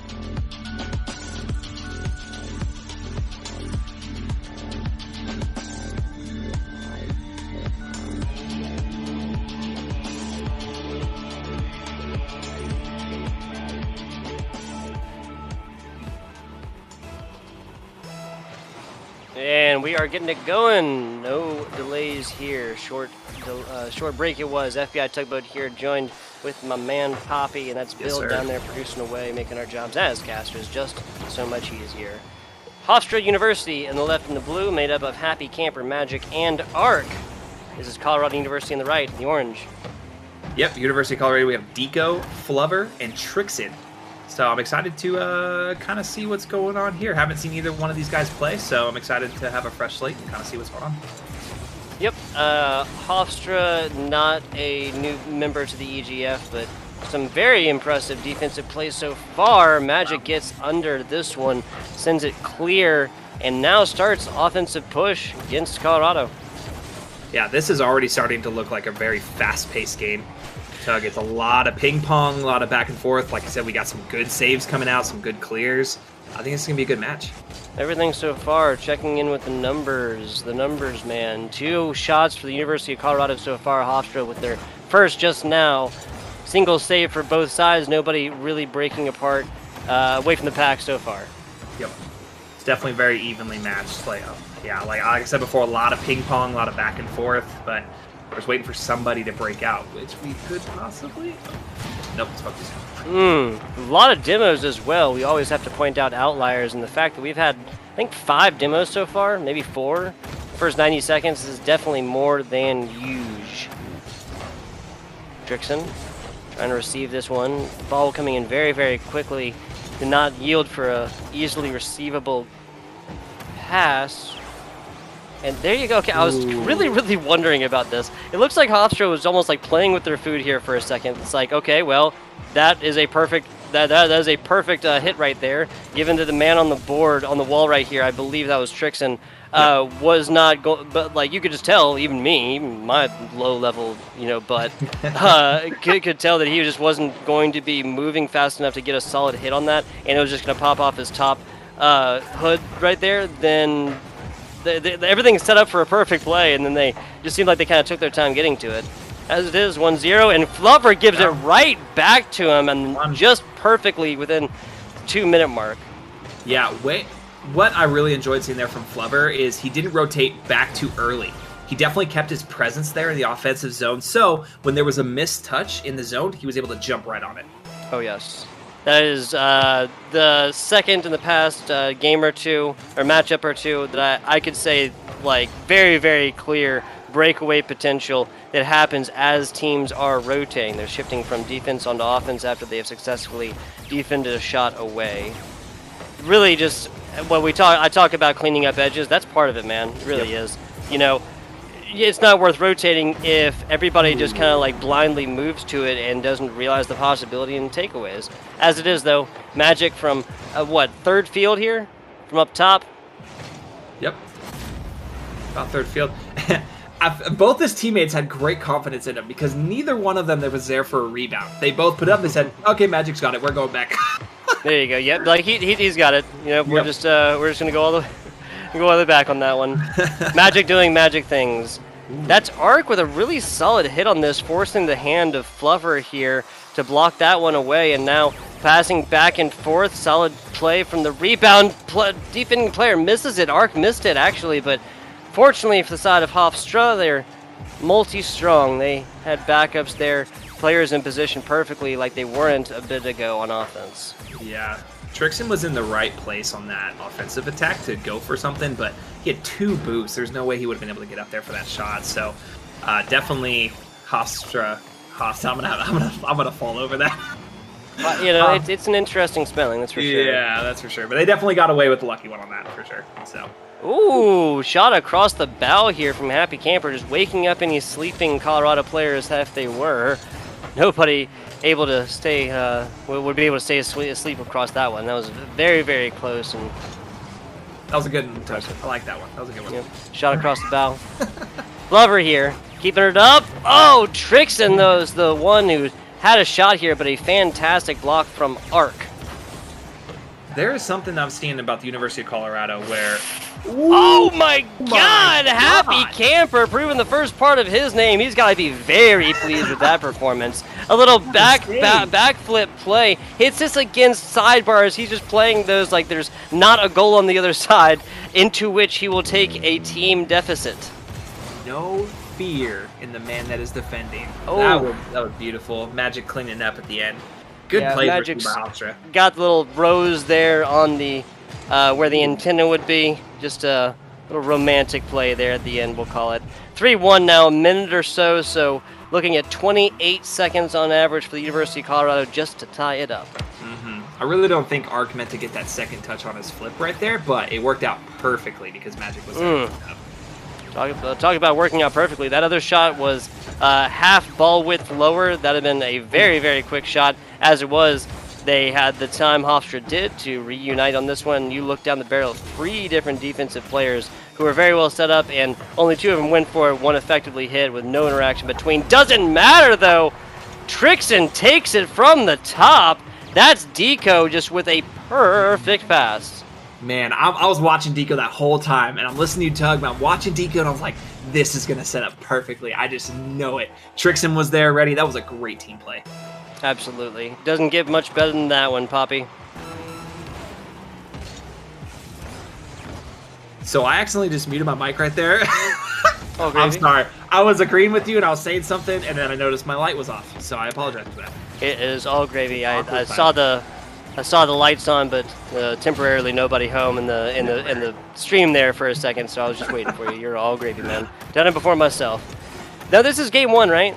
Yes, sir. This is game 1. Yeah, this definitely feels like it has reached a lot longer after a very close tie. Rounded round. Orange still in this one. Arc just grounds it out. Smart play. No reason to keep this ball alive and let the dreams of University of Colorado continue on. 3-2 for a very close matchup. Now, what is not close at all is the 11 shots that the University of Colorado had. Generally, when you're looking at these shots, yeah, exactly, almost doubling up. 6 for Hofstra, but the conversion rate for 6 shots to 3 goals is very, very, 50% is awesome. Undeniably awesome. Yeah, in any type of game where there is shooting involved, that's first-person shooters to sports games, a 50% shooting percentage is very good. So, but we're seeing, oh man, what is that? What is 2 divided by 11? Very low. A very low shooting. No, yeah, not. I'm sitting there. What that would be? Something. It would be like 17%, right? Because 2 out of 10 would be 20%. Yep. Yeah, it's something like that. Not 100%. Or no, okay, it'd be 18% because 9 would be the most easily divisible into 11. There you go. Yeah, I honestly doing this is kind of interesting stuff, right? Because as casters are forced to think on our feet and go and stuff like that, and that's just how it kind of makes sense to me. And especially given that we have to make these analogies very frequently, and it's not just an easy peasy 10 in the divisible part, like the bottom part under the bar, which I can't remember what the actual name of that is. We're forced to do quick math sometimes. Sometimes it is a train wreck upon which you cannot look away. Sometimes you get some solid points across, like I hope that I did just now. You know what? It was a valiant effort, and I think the people that are watching will. Fully appreciate. I'd like to. Yeah, there it is. Yeah, we'll go. Yeah, words are hard. Words are hard. So. Oh, for a second I thought there was 4 orange players on board. That was a little bit surreal. They're like wait, right? Yeah, right. That's the math I can do. 4 is not the number we should have for orange players. 30 seconds into this one, no clear advantage except that Hofstra University has been on defense for a while. That's true. Deco is a player that I want to see do a little bit more in this. He's been setting up a lot of plays, but I feel like we saw 11 shots to 2. There was a lot of shots that came out, a lot of banger shots that came out from him, but they were just off. And so I think there's a little bit more accuracy from Deco, and we could see a much more higher score line coming from Colorado. Yeah, I think the end of the day is that on defense, players might be getting just a little bit too heavy-handed on these. Take that 10% back. Split the difference on this, because what it's been is some really high-flying shots, and then you're literally making the 4th man out of these side and corner posts, right? and so frequent that it just ends up tapping those away, and those will block out every single time. Not like a player that you can move out of the way or demolish. Yep. And that fourth man really comes in. Oh. Again, oh man, Flubber, again, coming in just a little bit too fast, burned everything out boost-wise. He was exiting that one with 0. Oh, that's an interesting play. But now the time has been purchased and they did rotate well, so he should be there and he should be gravy. What type of gravy? Brown gravy is generally my favorite, especially when you mix it with mashed potatoes or on chicken. So, yeah, brown gravy is pretty good. Here where I live, white gravy kind of lives when you go to country fried steak or chicken. So. Where do you live? In Texas. Interesting. Yes. Interesting. Interesting. Wait, we're going to very, very quickly get away from that topic. 2 minutes, 45 seconds. Oh. As Magic, oh yeah, Magic almost was a perfect opportunity to accept this one, and if Arc had gotten, or if Magic had gotten that, he could have passed it to Arc right there. It would have been the first goal of this game. As is, we're reaching halftime, double zeros up top. Deco definitely got really close to setting up a beautiful opportunity there for Colorado, but just a little too high. That crossbar is playing huge, huge fourth man for Hofstra right now. Yeah, and if there's a fourth man for the other team, it's just the predisposition for these shooters on Colorado University to come in too hard at these, right? Like that is hands down Colorado University's worst enemy right now. Mm-hmm. Yeah, exactly. I mean, you said it a few times already, and I think they really, hopefully, can hear you out on this, where they just need to slow things down a little bit, fast, breathe on their flips play. His car around and can't get a hold of ball again, and just right there, Trixon coming in too fast to this, gets the too much momentum. He flips his car hitbox around and can't make a second or I guess third touch on that. As it is, nobody has position right here where Colorado University could be on attack, rotating on their second or third shot. Yeah, it looked like Flubber tried to get a little bit of a flip reset on there, but he didn't get much momentum underneath the ball, so it really just kind of stayed in the same position. Arc cornered here. Hofstra playing a really solid play. Oh my god! Trixon getting just under this one. I'm not even sure if that was intentional. Doesn't matter. Result is the same. No score into this one. Trixon coming in. Now, that wasn't a situation of him coming in too fast. I think that's Flubber with just the perfect touch. Tug, that is what Colorado needed. Colorado needed to score. They had so many opportunities, and finally putting one in, they're going to be able to ride this. I can see them getting at least one more. They were too hot earlier. Flubber's partner, Trixon, was a little bit too cold, but then Flubber was just right. And of course, referring to the three bears and the porridge and stuff. Deco receiving this one over Trixon, stopping this, putting back to corner is Deco now trying to regain on this one. Flubber up, Flubber down, Flubber missing.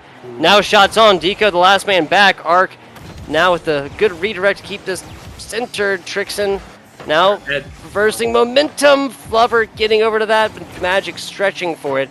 Deco there. Arc has blocked this one out perfectly. Another shot on is Flubber trying to keep this third shot on this one to come in. Nope, has not happened quite yet. 2 shots blocked.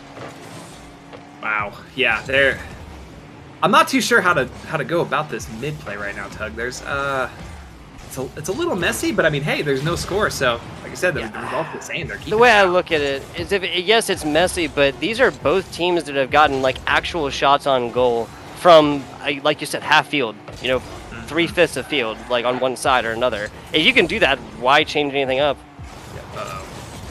Uh-oh. There's going to the be buzzer beater! Oh, no. Arc tying this one up.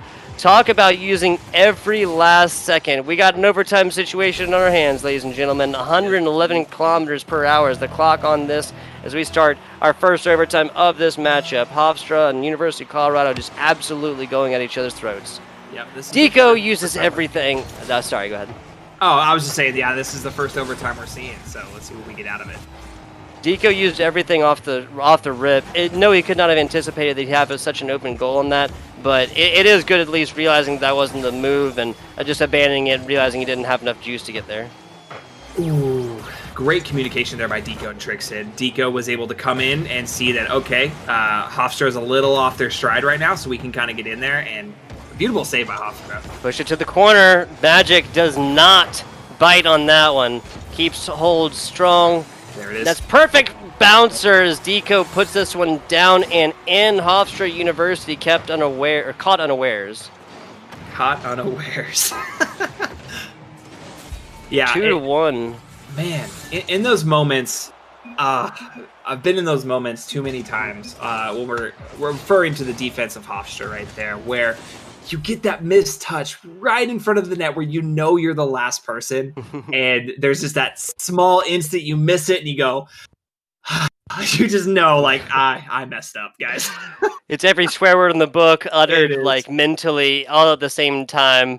Everybody saw it, you know, and sometimes it's even broadcasted and other people get to laugh about it. Yeah, in any case, you know, every member of University of Colorado and Hofstra, anything I ever point out that you guys do wrong, just, you can guarantee that I've done it 10 times more, or 10 times over, and way more embarrassingly with about a tenth of the aerial skill that you guys have. So, just take it from the mouth of babes, I guess, as you could use that phrase here. Ready, Poppy, unless you want time. Now, do we need to go to a very short break before we start this next game? I don't. Do we? I'm asking you, my friend. Me? Okay, I thought you were talking build map. I don't believe so. I think we're good to go. Gotcha. Getting right into it. DFH Stadium is where it is going down. We have basically purchased ourselves a best-of-3 series after the game 1 went to Hofstra 3-2. Game 2 in overtime going University of Colorado 1-2. An overtime situation there as well. Both games so far decided by a score difference of 1. Uno, the loneliest number. 1 is the loneliest number, Tug. Something that Colorado really needs to use in their corner is that overtime victory. Overtime victories in series like this can help so much in shifting the narrative. And so I hope that Colorado is able to take this and improve on it. Yeah, you start singing a different tune. Oh man, the awesome offensive interaction here. Fluffer with the flowers there at the end. Deco putting this one up perfectly. Fluffer coming in. Trixon pushing Happy Camper off kilter. Arc tries his best on this one as he sees his teammate being taken out. Not demolished, but being taken out temporarily, which has the same result again. Trixon up, Trixon in, Trixon down, and Arc has blocked this one out. Tug, that is now 2 back-to-back crucial mistakes in the defensive zone by Hofstra to cause some sort of victory for Colorado. And Arc almost put it back in on that time. That's something that Arc could take very negatively when it comes to their mental game. And so I hope that they're able to really just communicate past it, but it's not looking that way.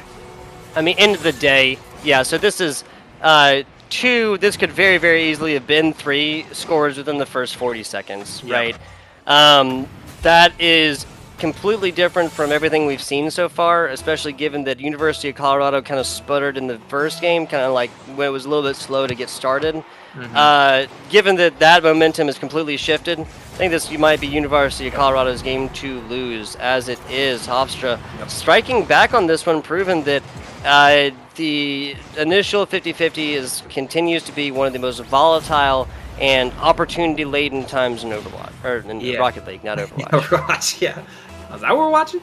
I'm glad that Magic got that, because I feel like there was an instant on the goal prior when Colorado got it where Magic was kind of in the wrong for it. So to be able to make it like that is really going to help in their mental game on this. So, which right now, that's going to be the killer to Hofstra. Speaking of killers, that's Flubber back on over here. Pastronaut is his kind of side tag here. He is the one taking the pass on this time. Gives it a little bit of love against the backboard here before he puts it on up. Little alley-oop action to himself. Something we see here, Flubber and Deco are both 100% on shooting percentage right now. They are on, and they're not looking back.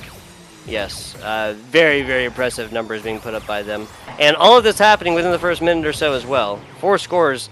I'm not even talking about 7 years ago. 3 scores is the total numbers that were put up in game number 2 as well, so we are already far and away past that.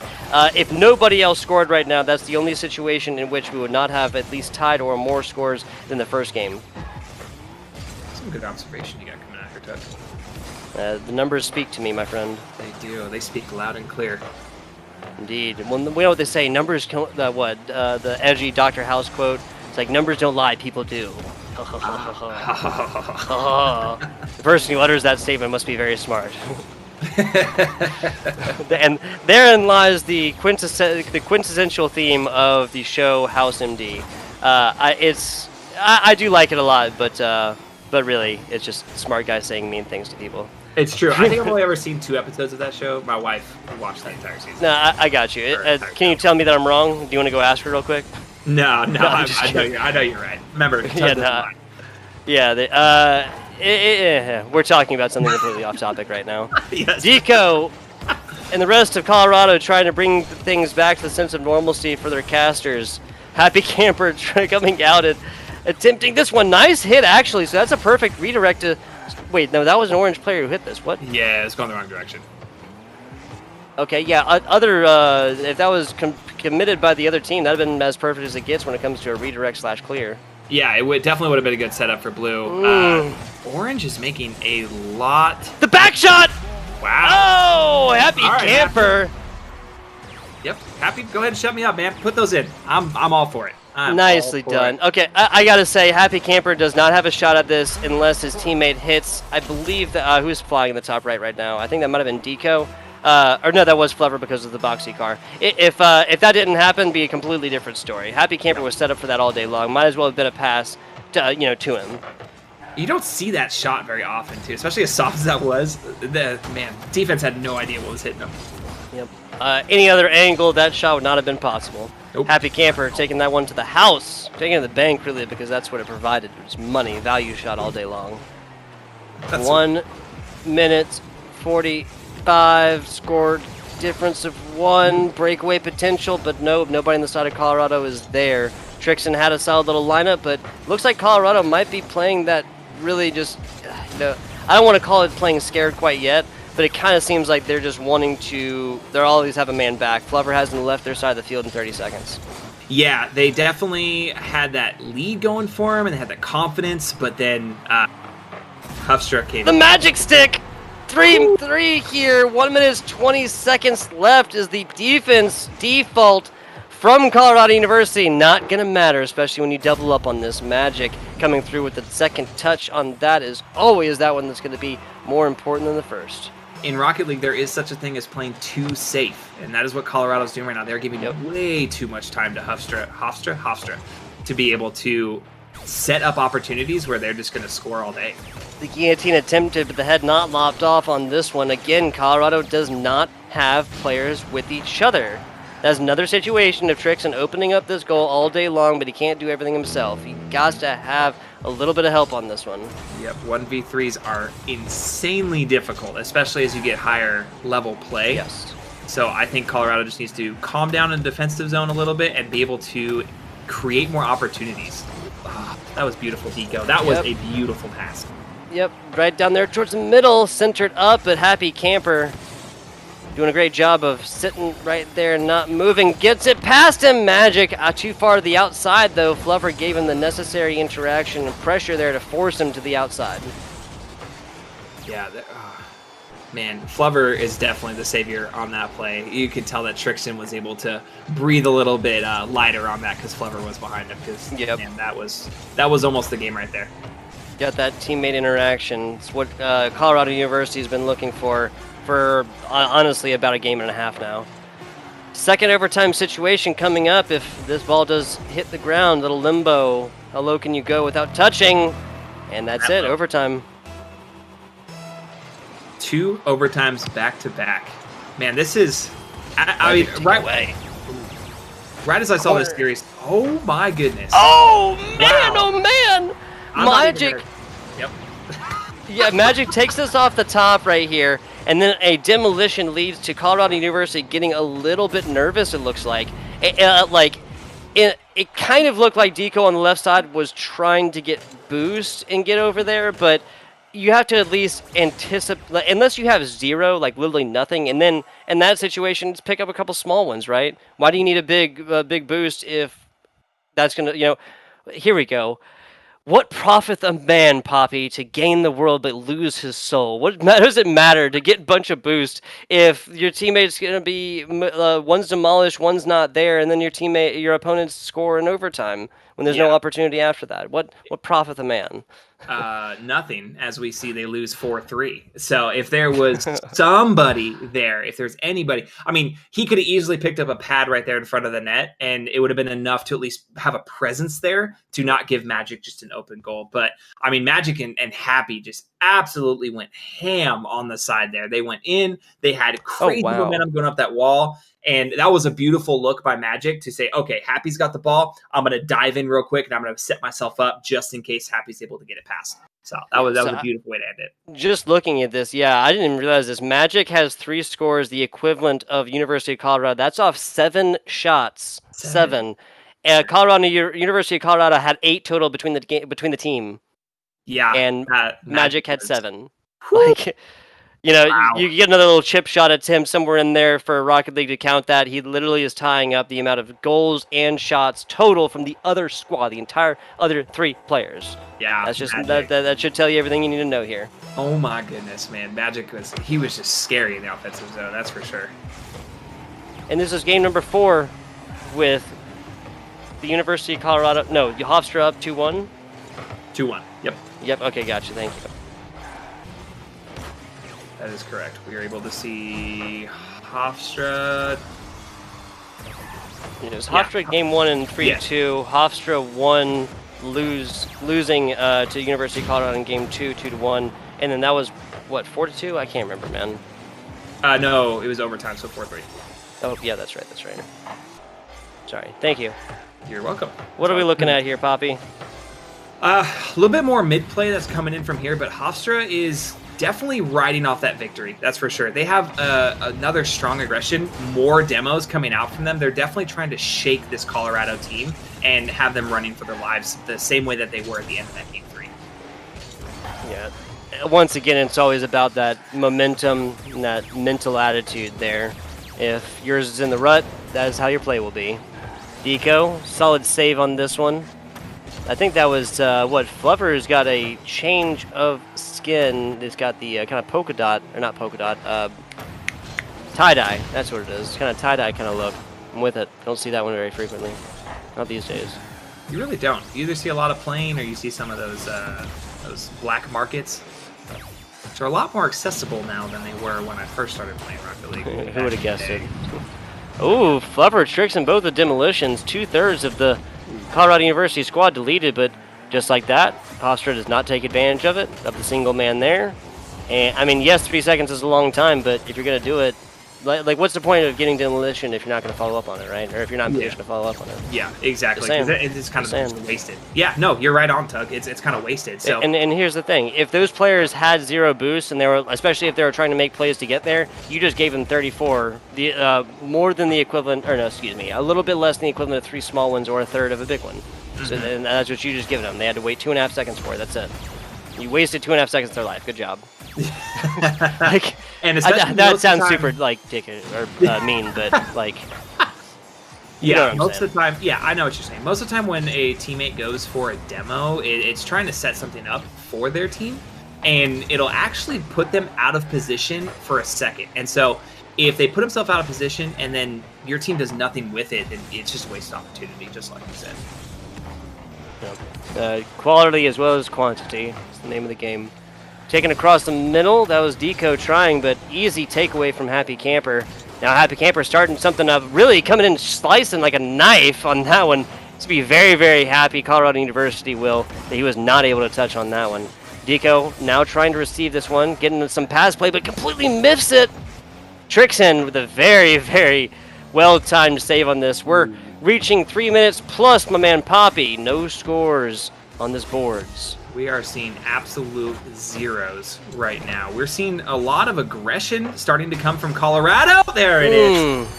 There it is. Just as I was talking, that's all we needed. We've seen a little bit more aggression, a little bit more speed. Deco was there to hit the meat up in the middle. That was beautiful. That was a beautiful setup. 3 minutes 23. That one put it in an even Stevens, 100 kilometers per hour, 1-0 for the side. The boys from the Rockies, or Oh man, what's Colorado's motto? Rockies. Yeah, you're from the No, Rockies. that's the mountains, the Rockies, yes, but what is their motto? Like the state motto? Oh, I don't know. can't remember. Oh well. Taking geography. Yeah, that's fair. That's fair. Oh, Happy Campers striking back on this one, and you know, you have Colorado put it in 100 kilometers per hour. You have Hofstra putting this in exactly a minute and a half left. There's a lot to be said for consistency, man. There really is. There really is. I feel like you're listening. But There you go. that was There's a a beautiful way first. for Happy Camper to catch him off guard. He was right in the correct position where he was able to use just a little bit more speed, and it was beautiful. Ooh, big save by Magic. And Happy Camper follows up an impressive offensive performance with a very poor defensive one. Now he is back, just going to shake that one off, and not, just shake off your errors again. Yep. And casting and playing, hugest things I can teach anybody.